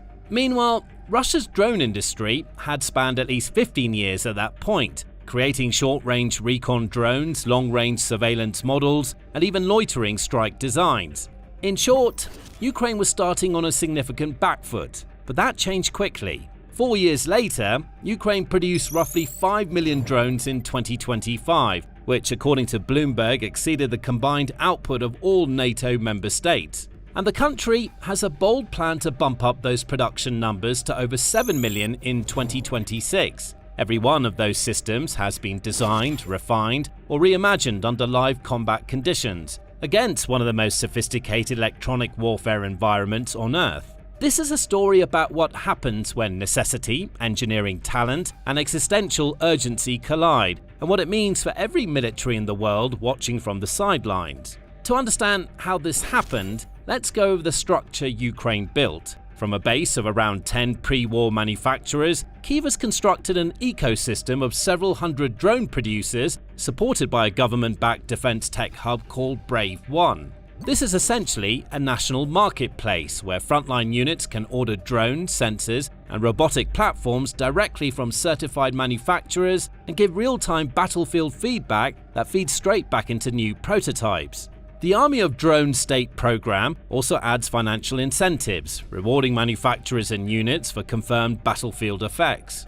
The positive feedback loop between the soldiers using the drones and the engineers building them has allowed Ukraine to push new airframes, improved antennas, and electronic warfare-resistant firmware into combat in a matter of weeks. That's faster than Russian procurement, but also than any Western acquisition process that exists today. And within this ecosystem, Ukraine has built a three-tier drone architecture. That's three distinct categories of system, each serving a different battlefield role, and each with a flagship platform that defines what that category can do in 2026. The first tier, what Ukraine classifies as Type 1, covers short-range FPV and quadcopter drones built for close combat, reconnaissance, and even air interception. The emblematic system here is the Shrike FPV, a carbon fiber quadcopter capable of carrying a 5-pound warhead and reaching speeds of over 75 miles per hour, or to strike targets several miles away. Interceptor variants are optimized to climb to several hundred feet and physically ram Russian surveillance drones like the Orlan 10 and Zala, often at a unit cost of under $500. That last figure is crucial. Russia's Orlan 10 reconnaissance drones cost approximately $100,000 each. Ukraine is destroying them with $500 quadcopters. Newer drone variants like the Seika Scout have integrated basic autonomous target lock features, allowing the drone to continue homing on a designated target even under heavy electronic jamming. Later, this was propagated to other drone models such as the Shrike, which represents the basis of Ukraine's communal-based military systems development, where successful systems were propagated across the front line and manufacturers. This capability was created directly from frontline necessity, because Ukraine's operators found that Russian jammers were getting good enough to break the control link before impact. Now, the second tier, Type 2, is where Ukraine bridges the gap between cheap FPV munitions and full-scale military surveillance aircraft. This segment is dominated by Skyton's Raybird, which is arguably one of the most battle-tested Ukrainian systems in the war. With a wingspan of around 10 feet, a maximum takeoff weight of roughly 50 pounds, and an endurance approaching 28 hours, Raybird has a mission radius extending to 1,600 miles, which would cover most of Russia if needed. Its data link stretches beyond 200 kilometers and has proven resilient against some of Russia's most aggressive electronic warfare environments. In recent Ukrainian operations, Raybird platforms have been used to guide artillery fire on bridges, supply lines, and river crossings deep behind Russian lines. In most other militaries, this would require a much larger and vastly more expensive unmanned platform. Skyton has also partnered with Britain's Prevail partners to form Skyton Prevail Solutions, with the Raybird already participating in British military exercises and under consideration as a potential replacement for the UK's Watchkeeper surveillance drone. The third tier, Type 3, is where Ukraine's drone program has made its most dramatic leap, going into strategic long-range strike systems. The flagship here is the FP5 Flamingo, developed by the domestic company Firepoint. The Flamingo is almost but not quite a cruise missile. It uses solid fuel booster for launch, a small turbofan for sustained flight, carries a warhead of approximately 1 metric ton, and can reach targets around 1,900 miles from its launch point. At these distances, virtually every important corner of Russian territory is within range. Flamingo's guidance system combines satellite navigation, inertial systems, and terrain-following profiles to defeat radar detection. Critically, it's being produced at a fraction of the cost of comparable Western systems, with manufacturing now expanding into Denmark as part of Ukraine's growing European production network. And this drone has already been in active testing, with proofs of successful deployment, with reports of multiple FP5s being launched at vital military sites around 900 miles out of Ukraine's border. But why does all this matter? Well, it turns out that drones have made a series of changes to how both Ukraine and Russia conduct warfare. According to some estimates, 70 to 80% of daily combat casualties on both sides of the Ukraine-Russia war are now being inflicted by drones. Not artillery, not tanks, not airstrikes, drones. With Ukraine claiming roughly 1,300 Russian combat casualties per day throughout 2025, that means drones alone are likely accounting for more than 1,000 Russian personnel losses every single day. Think about that number for a moment. That's 1,000 soldiers killed or wounded every day, all by unmanned systems that in many cases cost less than a used car. This is the frontline reality that Type 1 systems have created. The Shrike and its contemporaries have effectively made open movement on the battlefield catastrophic. Every vehicle column, every resupply convoy now operates under constant aerial observation from cheap quadcopters that can loiter for extended periods and relay targeting data in real time. When movement is observed, an FPV drone can be in the air and on target within minutes. This has transformed the character of frontline combat so fundamentally that Ukraine and Russia have both been forced to adapt their tactics entirely. Troops move at night, vehicles are fitted with anti-drone cages and nets, and supply runs are conducted in short bursts between jamming windows. The drone has made the frontline so dangerous that the soldiers' primary concern is not enemy fire, but enemy eyes flying overhead. In a way, it's made traditional infantry a bit more obsolete. But the strategic picture is where Ukraine's 4-year evolution becomes truly staggering. At the start of the war, Ukraine could strike targets roughly 400 miles from the front. Today, that range stands at well over 1,000 miles, and the FP5 Flamingo has a theoretical reach of close to 2,000 miles.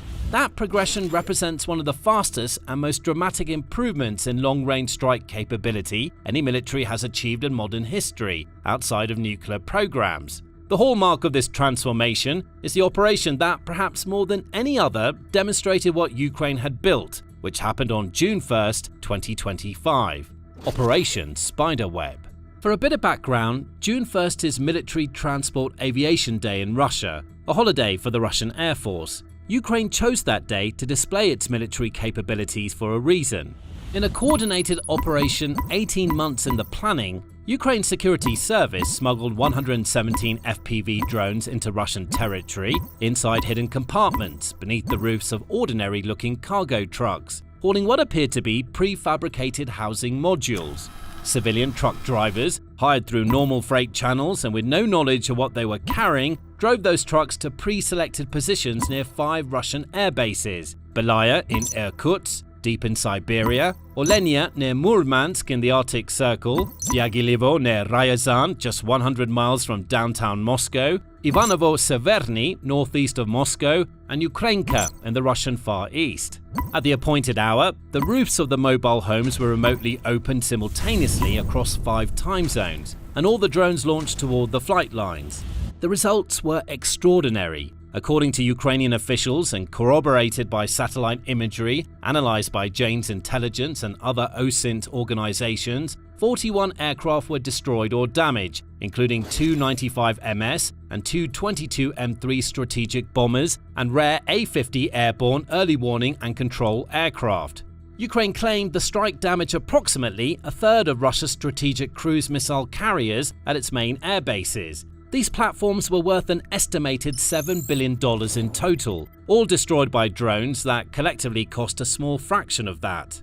Russian President Vladimir Putin immediately warned of retaliation. President Donald Trump called Putin for a 75-minute phone call to discuss the strike. Russian state media, including Pravda, noted that attacks on nuclear-capable aircraft met the conditions Russia had defined for nuclear weapons use in its own doctrine. And crucially, the entire Russian strategic bomber fleet was forced to disperse and partially conceal itself, a significant operational disruption to Moscow's ability to launch cruise missiles that had been hitting Ukrainian cities for years. These were Ukraine's lowest-tier tactical drones, FPVs designed for close-range engagements, and they became one of the most effective strategic weapons in a span of a day. But Spiderweb demonstrated more than just the ability to project power at range. It was the fusion of intelligence, logistics, timing, and miniaturized precision that defines modern asymmetric warfare at its highest level. Ukraine didn't need a long-range bomber fleet to strike Siberia. It needed engineers, patience, and a few hundred drones that fit in the back of a truck. Now, if you want more analysis and to stay up to date with the amazing wins Ukraine keeps scoring, make sure to subscribe to The Military Show. We post daily videos on every major event in warfare. So, fast forward to today, and the implications of what Ukraine has built are rippling far beyond Eastern Europe. Other nations are watching, and this can have devastating effects on global geopolitics. Ukrainian officials in the Ministry of Defense confirmed in late April 2026 that interceptor drone systems, as part of a comprehensive air defense architecture, are now being actively sought by Middle East and Gulf countries, specifically for the ongoing Iran war. Iran has for years maintained one of the most significant drone arsenals in the Middle East, using Shahed 136 loitering munitions and Qasif kamikaze drones to threaten Israel, Saudi Arabia, and US assets across the region. In April 2024, Iran launched a saturation attack of over 300 drones and missiles at Israel in a single night. Israel and its allies intercepted the vast majority, but the attack revealed something that has since become increasingly alarming to defense planners in Tel Aviv and Washington. A determined adversary, with enough cheap drones, can stress even the most sophisticated integrated air defense to near its limits. Ukraine is on the brink of solving that problem, and while it's still using Western donations like Patriot batteries, Iris-Ts and NASAMS, this equipment is used firmly for bigger threats like ballistic missiles or actual aircraft. For the most part, it's the cheap, expendable and adaptable interceptor drones that are making the most difference in day-to-day operations. Iran watched Ukraine build that system, and the question that every analyst in the Middle East is now asking is what happens if Iran applies Ukraine's lessons to its own program. Iran's defense industrial base is not Ukraine's, but it is substantial, increasingly indigenous, and has demonstrated the ability to produce systems like the Shahed 238 jet-powered variant and reportedly the Shahed 161 stealth drone that emerged in late 2025. If Iran were to develop a large-scale interceptor drone capability or apply Ukraine's FPV saturation tactics to its own defensive drone doctrine in a renewed confrontation with Israel, the Iran conflict could become much more complex and lean towards what we're seeing in Ukraine. In short, American and Israeli air defenses are expensive, but the proposed Iranian FPV drones, when produced at scale, wouldn't be. This is the proliferation risk that makes the Ukraine drone technology and progress so important on a global scale. The technology is not inherently classified, and the principles behind a $500 FPV interceptor are not state secrets. What took Ukraine 4 years of desperate wartime innovation can potentially be absorbed, adapted, and replicated by other actors in a fraction of that time. The Middle East and Gulf countries racing to buy Ukrainian interceptor technology are doing so because they understand this risk better than most. But there is another dimension to the Ukraine drone story that cuts in the opposite direction. Ukraine is not just selling its expertise, it's actively embedding it into the European defense industrial base through an unprecedented wave of joint ventures and co-production agreements. In December 2025, Germany's Quantum Systems and Ukraine's Frontline Robotics formed Quantum Frontline Industries. This is the first German-Ukrainian drone manufacturing joint venture, housed near Munich, and targeting production of 10,000 Lenza drones annually by the end of 2026. Germany's government-backed Build with Ukraine initiative, announced the same month, allocated approximately €2 billion to subsidize Ukrainian defense manufacturing in Germany or Ukraine. German Defense Minister Boris Pistorius joined Ukrainian President Volodymyr Zelensky for the ribbon-cutting ceremony in February 2026. Meanwhile, in the UK, Ukrainian firm Ukra Spec Systems has established manufacturing operations producing Shark reconnaissance drones and Octopus interceptors, while Skyton Prevail Solutions is building Raybird production capacity that the British Army is evaluating as a direct replacement for its own UAV. In Denmark, Firepoint is setting up production of long-range drones, including the FP5 Flamingo cruise missile. Ukraine has signed drone co-production agreements with Norway and a signal to Italy's government that similar arrangements are possible there. In April 2026, the European Commission unveiled the results of its 2025 European Defence Fund call for proposals. 57 collaborative research and development projects receiving a combined €1.07 billion in EU funding, with Ukraine's battlefield knowledge explicitly referenced throughout as the foundation for the programme's priorities. At least 4 separate initiatives are devoted specifically to loitering munitions and affordable mass drone production. For the first time, Ukrainian entities are eligible to participate in European Defence Fund projects as subcontractors and third-party recipients. The EU's European Defence Industry Programme has additionally committed €1.5 billion to scale critical capabilities, including counter-drone systems, with €260 million earmarked specifically for Ukraine's defence industrial base under a Ukraine support instrument. Ukraine and Romania are also preparing joint manufacturing projects under EU's SAFE programme worth €200 million. What this means in practice is that NATO, even without Ukraine as a formal member, has direct access to the combat-proven drone engineering that 4 years of frontline warfare produced. Ukraine's Brave One hub reported publicly disclosed investment in its defense tech companies, rising from $1.1 million in 2023 to over $105 million in 2025. The Council on Foreign Relations describes Ukraine's defense industrial base as having evolved into a pillar of Europe's future security, with its innovative defense sector, especially in drones, autonomy, electronic warfare, and battlefield software. Ukraine is representing the leading edge of what any military in NATO will want to procure and replicate in the decade ahead. So here's the broader picture that all of this adds up to. For most of the 20th century, military power was synonymous with industrial mass. The country that could build the most tanks, fly the most jets, and sustain the highest rates of artillery fire would generally win. Ukraine has demonstrated that this no longer applies. A country with no drone industry in 2022 can, in 4 years, build a capability that kills more enemy soldiers per day than any other weapon system on the battlefield. And it can do that at a fraction of the cost, with a fraction of the manpower, and with an iterative development cycle that outpaces anything a legacy defense contractor can match. The side that masters drone warfare in the 21st century will not simply hold a tactical advantage, it will hold a strategic one that extends far beyond the battlefield. Because drone supremacy is also economic supremacy. The ability to impose catastrophic costs on an adversary while keeping your own expenditure low fundamentally changes the math of what a state can afford to sustain. It's intelligence supremacy. Persistent aerial observation at scale means no troop concentration, no logistics node, and no command post is safe from detection. It's industrial supremacy. The state that can produce millions of expendable precision systems annually can outlast any adversary still betting on expensive, irreplaceable platforms. And it's geopolitical supremacy. The state whose drone technology becomes the standard others adopt, whether through export, joint production, or technical partnership, will shape the doctrine and dependencies of allies for decades. For years, Russia has held a major advantage over Ukraine. Glide bombs that pelt Ukraine in their thousands are being launched from behind the front lines and into Ukraine's cities. Ukraine has been trying to come up with an answer, and now it has one. Ukraine just built something that turns Russia's entire front line into hell. The white flags will start waving. Putin's patsies will be begging to surrender. The equalizer is here and was built for one mission: punish Russia. What Ukraine now has on its hands is a weapon unlike anything that it's built before. And when we say built, that's an important part of what makes the equalizer so vital.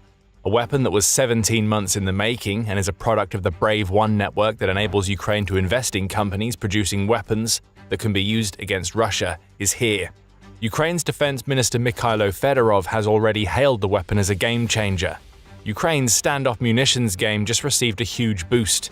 And the best part about all of this is that the equalizer isn't some sort of conceptual weapon that will take months to deliver to Ukraine's forces. It's tested, it's ready, and it's going to ruin Russia.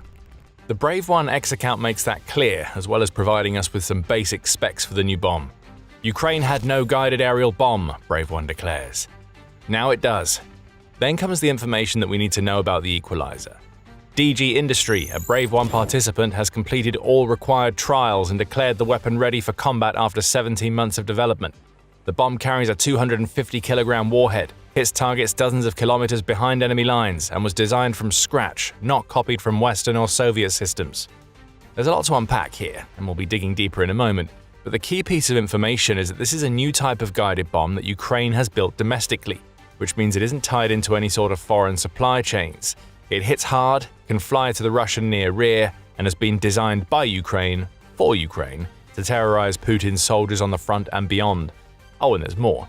Ukraine's Ministry of Defense has already placed an order for the first batch of these new bombs, and pilots are training in their use as we speak.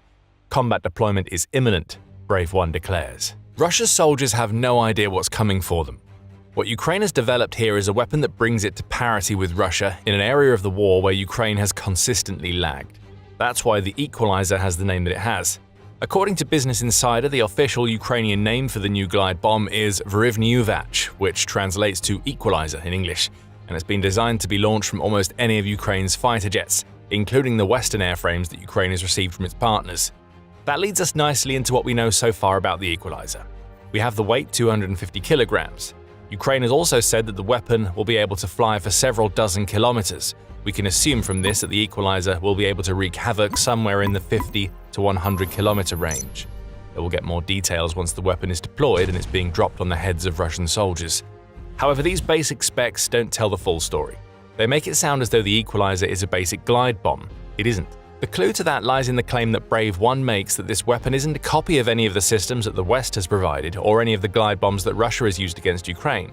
That indicates a technical difference between the Equalizer and the types of similar bombs that have come before. A Russian glide bomb is a relatively simple weapon. Russia straps a wing kit onto a Soviet-era fab bomb that was never meant to glide, and it has a weapon. Those kits aren't especially accurate. They certainly aren't designed to make a dumb bomb into a precision weapon. But what they do give is the Russian fab bombs more range, which, when combined with some basic guidance systems, allows them to strike deeper into Ukraine's territory and somewhere close to their targets. That's fine for Russia. It doesn't care if it misses its target as long as its glide bombs cause damage to something Ukrainian. But for Ukraine, an imprecise weapon is never the answer. The Equalizer isn't a wing kit. It's a purpose-built weapon that was designed from the airframe up. No wing kit is involved, though the bomb does have wings. This isn't the transformation of the old into something more functional. It's an entirely new weapon that has been designed to overcome Russian electronic warfare and signal jamming, so that it can ram 250 kilograms of explosive fury into command posts, fortifications, logistical nodes, and any other enemy target that Ukraine identifies behind the front lines. So we know the Equalizer is purpose-built. It's also cheap. Much cheaper than the Joint Direct Attack Munition Extended Range or JDAM-ER kits that Ukraine has been receiving from the United States. JDAM-ERs are more similar to Russia's glide bombs than they are to the Equalizer, as they are essentially wing kits strapped onto dumb bombs. And while not expensive in the grand scheme of the weapons that Ukraine uses, they still come with a solid price tag. In a May 6th report, Defense Express revealed that a new batch of 1,532 JDAM-ERs that Ukraine is purchasing from the US is going to cost $373.6 million. That gives us an average unit cost of $243,864 to work with, which covers both the kits themselves and all of the extras that come with the JDAM-ER, such as fuses, components, and other associated services. That price tag matters for a simple reason. The Equalizer will cost about a third of the JDAM-ER for Ukraine. Taking this per unit price tag as given, that means a single Equalizer, with all of its components, will cost Ukraine approximately $81,300 to build. For that, Ukraine essentially gets 3 weapons for the price of 1, a guided bomb with similar specifications to the JDAM-ER at a third of the cost. Ukraine needs to pinch the pennies as much as it can. As the BBC revealed in March, the Ukrainian government is dealing with a $45 billion hole in its budget, due almost entirely to the country having to fund its defense against Russia. A $105 billion loan from the European Union is going to help cover Ukraine's budgetary shortfall, but it doesn't change the fact that Ukraine needs to find as many ways as possible to spend less while still inflicting damage to Russia. The Equalizer does just that. If Russia is going to use cheap glide bombs, Ukraine is now building its own better versions, and it's doing it just as cheaply to create parity in one of the most dangerous areas of the war. So what else do we know? According to SOFX, Ukraine is focused on making the Equalizer as versatile and easy to use as possible. The new guided bomb requires a preparation time of less than 30 minutes, making reactive sorties possible. As soon as Ukraine identifies a target, Equalizers can be loaded, and a fighter jet can be up in the air in as little time as it takes for a pizza to be delivered. SOFX also reveals that the Equalizer is an all-weather weapon and that it can be launched at any time of the day. That's huge for Ukraine, as much from a psychological vantage as an operational one. Of course, it always pays to have a weapon that can hit its target come rain or shine, but once the first Equalizers start dropping and Putin's patsies learn that they are never safe from its destructive force, they'll be terrified. Even the threat of an Equalizer strike coming can be enough to disrupt logistics and interfere with Russian command. We may even see Russia's rear logistical operations and command structures withdraw so that they can get out of range. That will have a clear impact on Russia's frontline troops, which are already being ravaged to the tune of around 35,000 casualties per month. as they attempt to push through Ukraine's drone-infested kill zones. But now we come to the big question: how will Ukraine launch the Equalizer? We hinted at the answer earlier in the video. This is a guided bomb, so it will naturally be dropped from fighter jets. As for which types of jets, we got one answer in the video that Brave One released on X to accompany its announcement of the new weapon. That video shows an Equalizer being released from an Su-24 Fencer attack jet, which immediately tells us that Ukraine is making its new weapon versatile enough to ensure that its Soviet-era airframes can get in on the game of ruining Russia's rear. That's smart. Jets like the Su-24 are vulnerable to Russian air defenses when they have to fly sorties around the front lines, but when they're tasked with getting up into the air and unleashing a guided munition from dozens of kilometers away, they face less risk, and the bomb itself does all of the work. It's a tactic that Russia has used to great effect against Ukraine for years. Now, Ukraine is throwing the tactic right back in Putin's face. The same video also provides us with a little more insight into how the Equalizer operates in practice. Unlike glide bombs and other guided munitions, it appears that the Equalizer's wings are extended immediately after release. There are also lugs on the underside of the bomb, which suggests that the Equalizer will mirror Russian glide bombs in the sense that it topples over to assume the correct trajectory before the wings deploy. However, those wings being deployed instantly suggest that the Equalizer is faster at achieving this task than a Russian glide bomb. That's important. The less time spent toppling and righting itself for the Equalizer, the more time the wings have to take effect and extend the range of the bomb. Large cruciform tail fins on the rear of the bomb will also likely play a role in stabilizing the Equalizer, both in the early stages of toppling and when it's flying toward its target. Let's come back to the airframes for a moment. Due to Brave One's video, we know for certain that the Su-24 will be compatible with the Equalizer. That's a good start, but what about other fighter jets in Ukraine's arsenal? The odds are pretty high that other Soviet-era airframes will be compatible with the Equalizer. The Warzone, or TWZ, points out that Ukraine has used Su-27 flankers and MiG-29 Fulcrums as carriers for Western-supplied guided munitions, including the JDAM-ER, mentioned earlier, along with the small-diameter bombs and French-made hammer bombs. Based on the Equalizer's size, both of these airframes should be capable of carrying it, so we can safely assume that Ukraine has either worked that compatibility into its other Soviet-era jets, or it's in the process of doing so. The same goes for the Su-25 Frogfoot attack jets, which have delivered hammer bombs before, so will likely be able to send Equalizers flying in the direction of Russian positions. As for Ukraine's Western airframes, they're likely to be compatible as well, though a little more work needs to be done. In its report on the Equalizer, Business Insider claims that the bomb can already be launched from Ukraine's F-16 and Mirage fighter jets.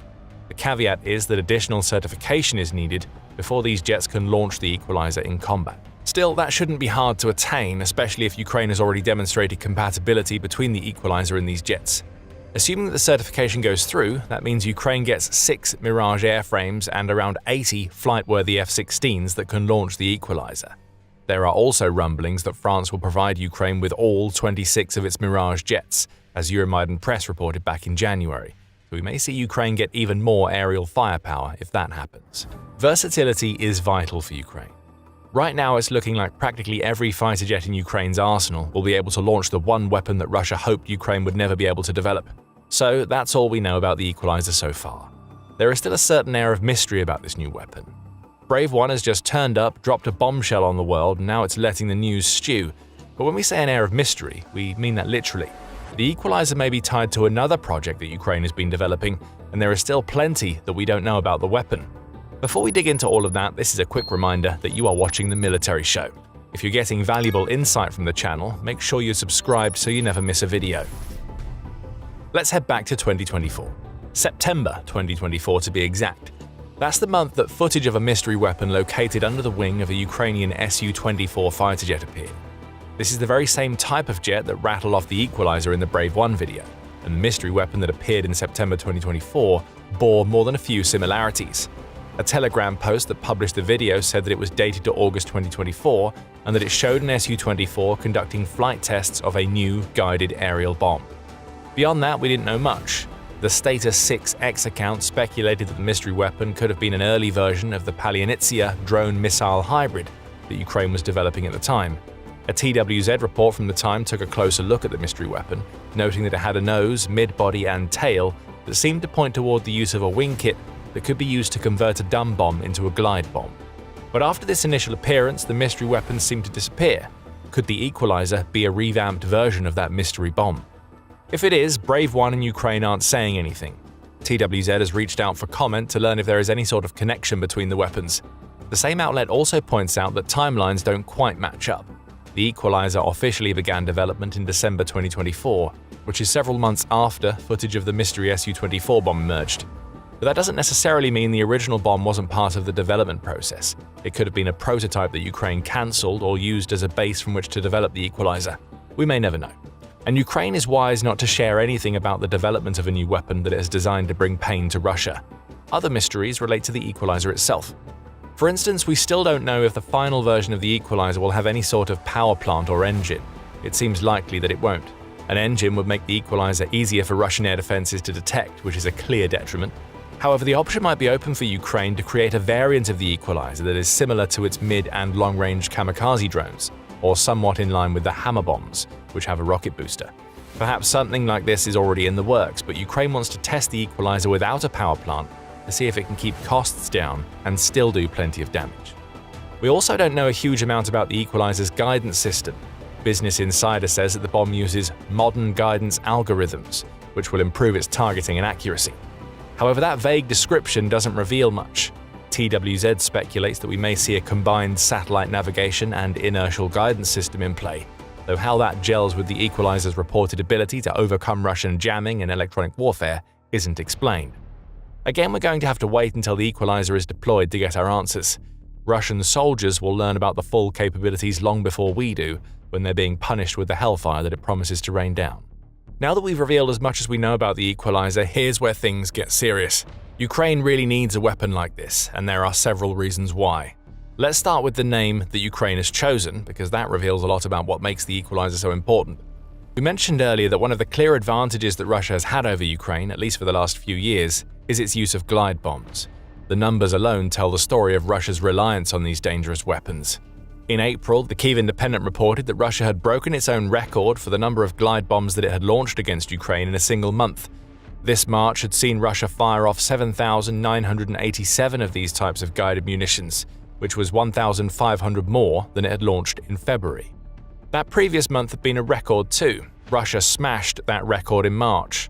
What this tells us is that Russia has been ramping up its usage of cheap glide bombs. Ukraine has been coming up with ways to counter them. Jammers are in play, which help to send the Russian glide bombs off course. But when the Russian goal is simply to cause as much damage with these bombs as possible while using missiles and drones to conduct more precise strikes, the effectiveness of the jamming technique is brought into question.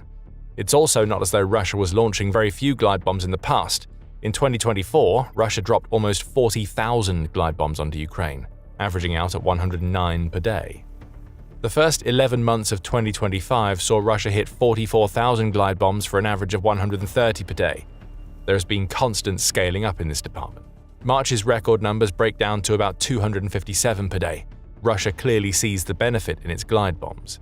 What makes these guided munitions so deadly is that they're cheap to make, and they allow Russia to convert fab bombs weighing up to 1.5 tons into more deadly weapons. The BBC offered an interesting comparison back in 2024 when glide bombs started making headlines. It pointed out that Russia only needed to spend about $30,000 to turn a Fab 500 bomb into a glide bomb. That new glide bomb could deliver over 200 kilograms of explosive power to a target. In contrast, a Russian 152mm artillery shell is loaded with 6.5 kilograms of explosive. Almost 31 times the destructive force for a fairly modest price is something that Russia jumped at the chance to gain, and we see that in the number of glide bombs dropped in the years since. What the Equalizer does is provide Ukraine with a weapon that is similar to Russia's glide bombs, and may yet be more accurate and resistant to jamming. It's a weapon that is likely to be launchable from most of Ukraine's airframes, and it finally allows Ukraine to fill a gap in its arsenal that Russia has been able to exploit for years. Parity could be achieved. For every glide bomb that rattles a Ukrainian position or city, an Equalizer could be delivered that devastates Russia's near rear. All of this assumes that Ukraine can mass-produce the Equalizer, and that's a point we'll be coming back to. Let's assume that production isn't going to be an issue and Ukraine is going to build thousands upon thousands of Equalizers. Beyond creating parity with Russia on the glide bomb front, what this means for Ukraine is another major benefit. The Equalizer is a homegrown weapon, so Ukraine won't have to worry about supply chain issues and disagreements with foreign powers when trying to maintain its mid-range strike capacity. Any domestically sourced and produced weapon is a boon for Ukraine because of this very reason. And we only need to look at the roller coaster that often represents Ukraine's relationship with the US to demonstrate that. Earlier, we touched on Ukraine's purchase of around 1,500 JDAM-ERs from the US when covering the cost of the equalizer. But it's not just the money that comes into play here. Think about the numbers when compared to Russia's glide bomb figures. About 1,500 JDAM-ERs covers less than a week's worth of the guided munitions that Russia sent hurtling into Ukraine in March. In other words, there will always be supply chain issues at play when Ukraine is buying weapons from foreign powers. Does that mean Ukraine will stop using Western tech? Of course not. Western weapons are still invaluable to Ukraine, but they're always subject to stockpile and supply chain issues that don't exist for weapons that are being built on Ukraine's territory. The past year or so has provided plenty of examples of supply chain issues. The JDAM-ER purchase is actually a positive example of Ukraine's relationship with the US, despite the admittedly limited numbers. Rewind to March 2025 and US President Donald Trump ordered that all military aid to Ukraine would be paused. That decision was made following a spat between Trump and Ukrainian President Volodymyr Zelensky at the White House, and it showed that the relationship between Ukraine and one of its most valuable Western partners was fragile. The Trump administration ended the pause soon after, but that wasn't the end of supply chain issues. In July 2025, the BBC reported that the White House had once again cut off some weapons deliveries to Ukraine, reportedly to put America's interests first. And on May 2, 2026, the Kyiv Independent reported that the US was delaying arms shipments to Europe, with the likelihood being that this would affect deliveries to Ukraine. Those delays are likely a result of America's Operation Epic Fury in Iran and the impact that operation has had on American stockpiles. The point here is that relying on foreign aid is unstable for Ukraine. One day it has a shipment planned to arrive and can make plans based on that. The next day the shipment is delayed or aid is paused and everything has to change. For Ukraine, the equalizer brings stability. It allows Ukraine to determine how many of these new bombs it gets, when it gets them, and how it uses them. Oh, and the how it uses them aspect is another big benefit for Ukraine. Back in August 2025, the Wall Street Journal reported that the US had quietly created a new approval process that dictated how Ukraine could use ATACMS against Russian targets. That system, the outlet claimed, forced Ukraine to work through multiple layers of approval, heading to a final decision on usage being made by US Secretary of Defense Pete Hegseth. Granted, this approval system related to missiles rather than guided munitions like the JDAM-ER, but it shows that the US can, at any time, prevent Ukraine from using weapons that America supplies against Russian targets. Even if Ukraine is able to get permission to use US-made weapons, the fact that it has to go through such a process in the first place creates delays. Immediate strikes are no longer possible. Retaliatory strikes are difficult to execute, as forced delays in Ukraine's attacks give Russia the chance to prepare defenses. All of these permission woes go away with a weapon like the equalizer. Ukraine built it. Ukraine dictates how and when it's used. There are no middlemen or extra steps that have to be taken. A target can be identified and then blown to pieces within 30 minutes, based on what we know about the equalizer's prep time. That's a huge advantage for Ukraine, and it means that domestic production can cover the gaps left by changes in other nations' foreign policies, allowing Ukraine to keep up the pressure on Russia. Another benefit lies in overcoming Russia's air defenses in Ukraine.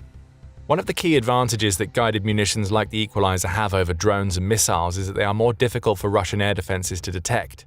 As Defense News points out, the bombs can be launched from several kilometers behind the front lines, which means air defenses can't track the jets that Ukraine will use to launch the equalizer. And as for the bomb itself, it only appears over the target during the last few seconds of its flight due to it being launched from a standoff distance, which gives air defense systems practically no time to react. Russia is also in a strange place right now when it comes to air defenses. Ukraine has spent a year or so whittling away at those defenses, especially in the occupied territories. According to the Kyiv Independent, the period between June 2025 and March 2026 saw Ukraine conduct 492 strikes against Russian air defenses, and there have been more since. Those systems have to be replaced, often using systems located elsewhere in Russia or the occupied territories, which creates gaps for Ukraine's missiles and drones. Now add the equalizer into the mix, and you get a new strategy that emerges. Ukraine could use its equalizers to pepper regions where it knows that Russia has air defenses in the near rear, perhaps taking out radars and systems in the process. More gaps get created. Missiles and drones can hit targets with even greater frequency, and due to the inexpensive nature of the equalizer, the bomb can also accompany missiles and drones to take out other Russian military assets. The bomb multiplies Ukraine's mid-range firepower, and that will always be terrifying to Russia, especially during a time when middle-range drones are already leading Ukraine to targeting the near rear with greater intensity. There is only one thing that could hold the equalizer back, and that's something that we've touched on before: production. We simply don't know enough about how many of these guided bombs Ukraine can produce. Euromaidan Press points out that just how much the equalizer can change the battlefield maths in Ukraine will depend on how many of these new bombs Ukraine can produce each month. Repeatable manufacturing is a must if Ukraine is to come close to matching the numbers that Russia outputs. Right now, it's too early to tell how many equalizers Ukraine plans to build each month. They still need to be deployed in combat before Ukraine can run the necessary cost analysis needed to come up with those numbers. But if the equalizer delivers on its potential, we can see production ramping up in short order. And when it does, Ukraine will have a homemade weapon it can use to turn the front line and near rear into a living hell for Russia. For over 4 years, Putin and his many cronies have thought that they will be able to get away with invading Ukraine. Even if the invasion doesn't result in Ukraine's collapse, those Kremlin creatures can avoid being prosecuted. But everything has just changed. Over 30 countries have combined to build a personal prison for Putin and his lackeys. Justice is coming. The groundwork has been laid as dozens of nations are preparing to drag Putin and his pals before a Hague-like tribunal. The news broke on May 15th. A special tribunal on the crime of aggression against Ukraine has been created. That tribunal essentially means that a specially made court is ready and waiting to convict Putin and as many of his supporters as possible for a crime that is outside of the jurisdiction of the International Criminal Court, or ICC. And if Putin thinks this is a small matter, he's wrong. Dozens of countries, most of them in Europe, have joined together to make sure that this tribunal represents a threat against Putin for as long as he rules Russia. All told, 36 countries have signed on the dotted line to show their support for the tribunal, and they have all agreed that it will be headquartered in a city with a long history of dealing with the law. The Hague in the Netherlands will be the site where Putin and his accomplices are tried. That means the internationally recognized city of peace and justice is where Putin's entire empire may come crumbling down. One of many who is very happy about all of this is Ukraine's Foreign Minister Andriy Sybiha. He was present as the new tribunal was made official, and he took to X to explain why this is such a huge moment for Ukraine. Today is a historic day. We are making history. Just like the Nuremberg Tribunal 80 years ago, this special tribunal in The Hague will restore justice from the ruins of war, Sybiha declared. He called the formation of this new entity the point of no return for Putin, as the special tribunal has become a legal reality. Sybiha also provided some insight into what the tribunal will cover, as he stated, "We are creating an infrastructure of accountability with 3 pillars: the special tribunal, the register of damages, and the claims commission." We'll have more on the structure in a moment, but before that, there are a lot of countries involved in this tribunal. The full list of nations that have endorsed the tribunal reads like a who's who of Putin's European enemies. The heaviest hitters are France, Germany, the UK, and the nation that will host the tribunal, the Netherlands. But there are so many more, large and small.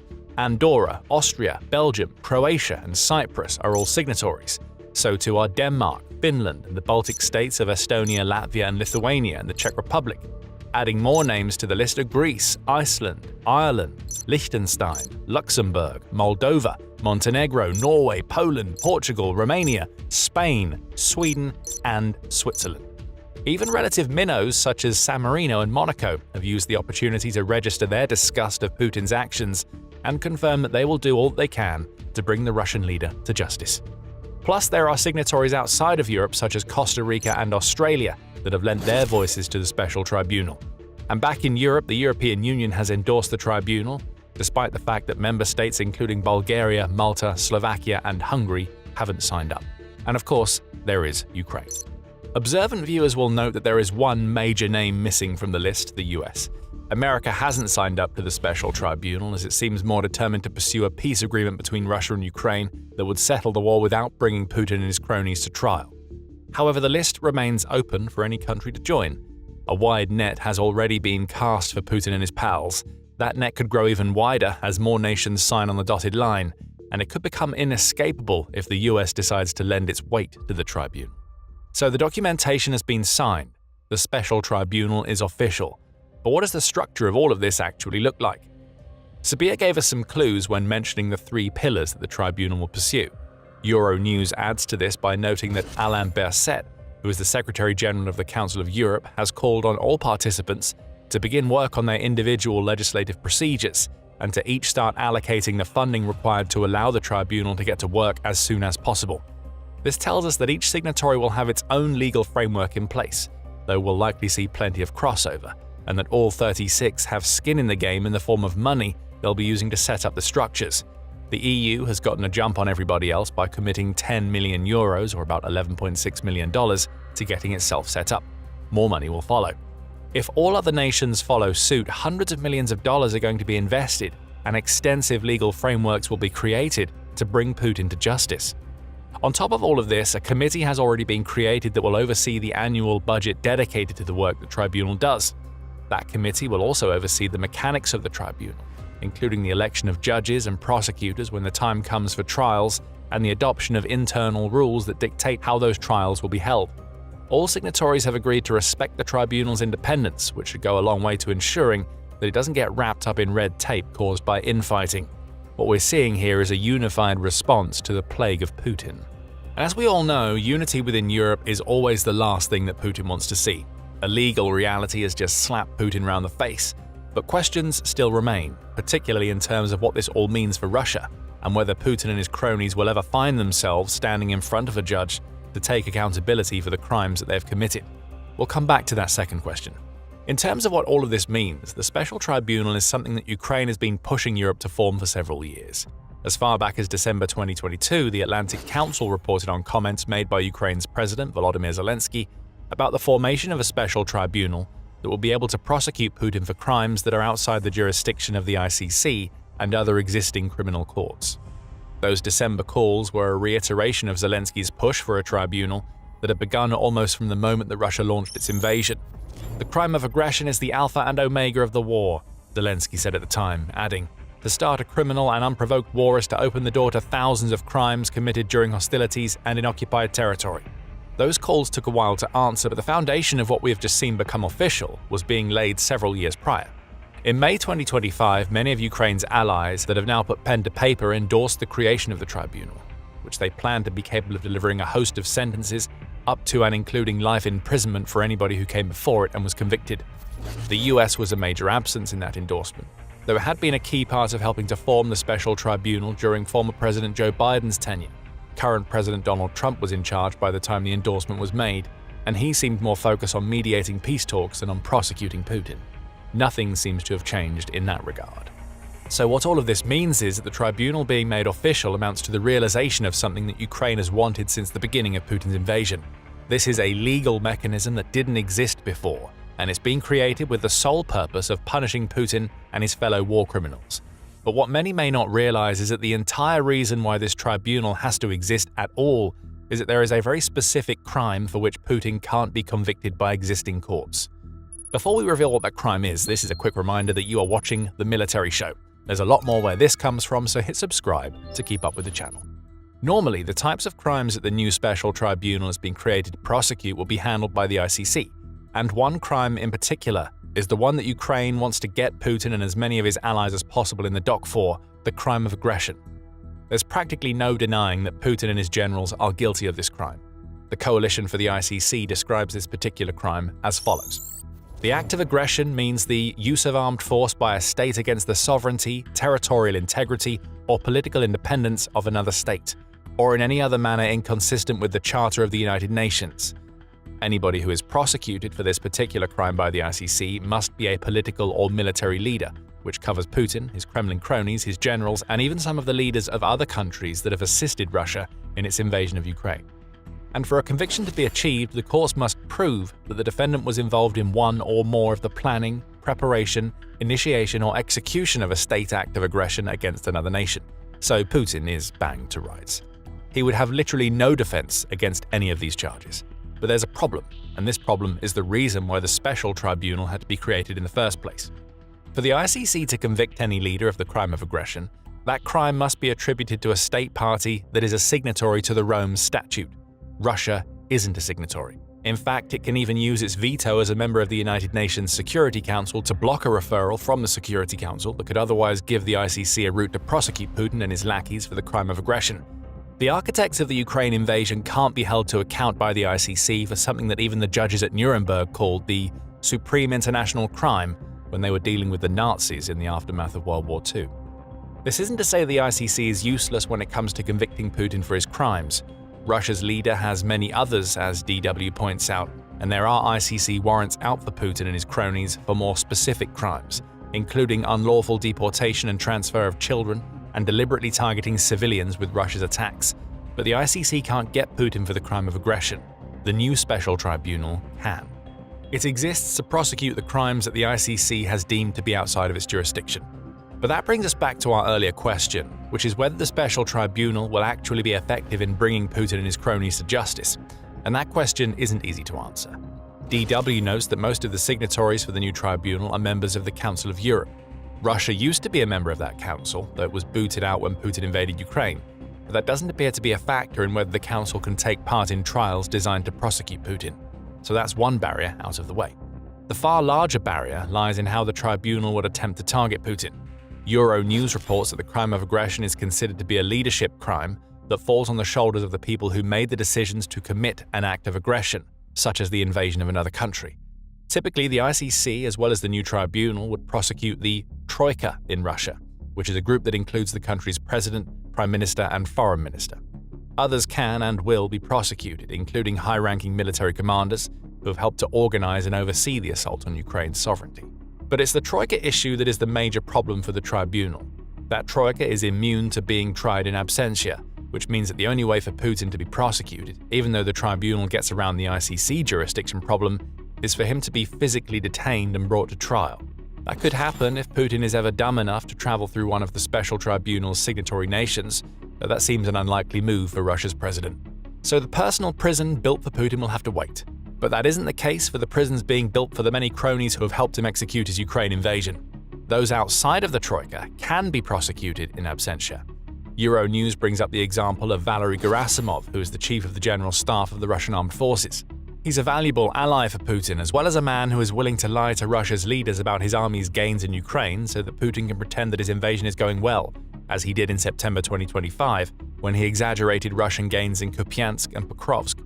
Euronews also suggests that top-ranking officials from countries like Belarus and North Korea could face similar trials in absentia for the roles that they've played, though it seems that the presidents of those nations have the same advantages as the Russian Troika. Those who are found guilty could be sentenced to prison, with life sentences on the table for the most notable offenses. Fines and the confiscation of personal property can also be used as punishment, with the money generated by this likely to be funneled into a compensation fund for the victims of Russia's crime of aggression. However, even these in absentia convictions can only be carried out if the subject of the trial is foolish enough to place themselves into the hands of the special tribunal. And if those subjects do decide to appear in person, they can appeal their original sentences in front of the courts. If all of this is the case, the obvious question has to be asked: what's the point of the special tribunal? There are several points. Let's start with those punishments. While it's true that Putin and his cronies won't see the inside of a prison cell unless the tribunal gets its hands on them, the financial penalties can be a problem. Sure, they're not going to pay fines directly, but those convicted can have property confiscated. That will likely include assets they have in any of the tribunal's signatory nations, meaning it's possible that frozen funds belonging to individuals outside of the Troika could be seized and given to Ukraine. If the convicted want to get those assets back, they'll have to stand trial and prove their innocence. There's also what this tribunal represents in terms of closing a gap in the ICC jurisdiction that made it impossible to prosecute anybody in Russia for the crime of aggression against Ukraine. Global Rights Compliance points out that the Tokyo and Nuremberg tribunals are the only two entities to have successfully prosecuted this crime since it was codified in the 1940s. Many other entities have been created since that cover war crimes, but none of them have had universal jurisdiction over the crime of aggression. The new special jurisdiction doesn't either, but it fills the gaps in jurisdictional limits that makes Putin and his cronies vulnerable to facing punishment for their crimes. The impact of that cannot be understated. What this means is that the movements of all individuals the new tribunal could target have been severely limited. A Russian general or politician who was involved in the Ukraine war can no longer travel to Germany or France. They can't squirrel away assets in any nation that is a signatory to the tribunal. And if more names are added to the list, as is possible, given that the list is open to new signatories, Russia's war criminals would end up increasingly isolated on their own turf. Add all of this to the message that the tribunal sends to Putin. It was only back in December that Putin attempted to extend an olive branch to Europe. He declared that Russia would wage no more wars on the continent as long as the West treated Russia with respect. Putin also dismissed the claims that he was planning to attack other European nations other than Ukraine as nonsense. This was a transparent attempt to curry favor. Putin was basically saying, "Stop supporting Ukraine and I pinky swear that Russia won't invade your countries." It was another attempt to create division in Europe, to manipulate the narrative as Putin sees it. The 36 signatories to the special tribunal, the vast majority of which are westernized European nations, are a clear rejection of what Putin attempted to offer. He and his many cronies are war criminals, Europe is saying. Not only that, but they're guilty of a crime that is on par with the one that the worst of the Nazi regime were tried and convicted for. If Putin ever wondered if he had a way back into the good graces of Europe and the West, the creation of this tribunal tells him that he doesn't. And finally, the Kyiv Independent makes an interesting point about this tribunal. It's not just about Russia, it's about validation for Ukraine. The fact that the tribunal exists at all is yet another sign that most of Europe, along with several other nations outside the continent, stand with Ukraine in condemning Putin and his cronies for what they've done. The special tribunal can also give a voice to the voiceless and, if it's able to execute on its ambitions, will be able to deliver compensation to those who've been affected by the worst of what Putin has wrought in Ukraine. Apprehending criminals is not the only thing that such tribunals can do. The Kyiv Independent brings up the example of legal action worldwide, or law, which has represented the survivors of the Rohingya community in Myanmar, who were stripped of their citizenship in 1982 and subjected to immense violence. Law's work has enabled the survivors and witnesses of that atrocity to reach the International Court of Justice with their story. A full merits hearing was held in that court in January 2026, and the first-hand testimonies delivered could serve as a blueprint for more voices to be heard during criminal proceedings related to other atrocities, such as the invasion of Ukraine. For Russia, all of this means that dozens of countries are coming for Putin and his accomplices personally. The prison cells are waiting.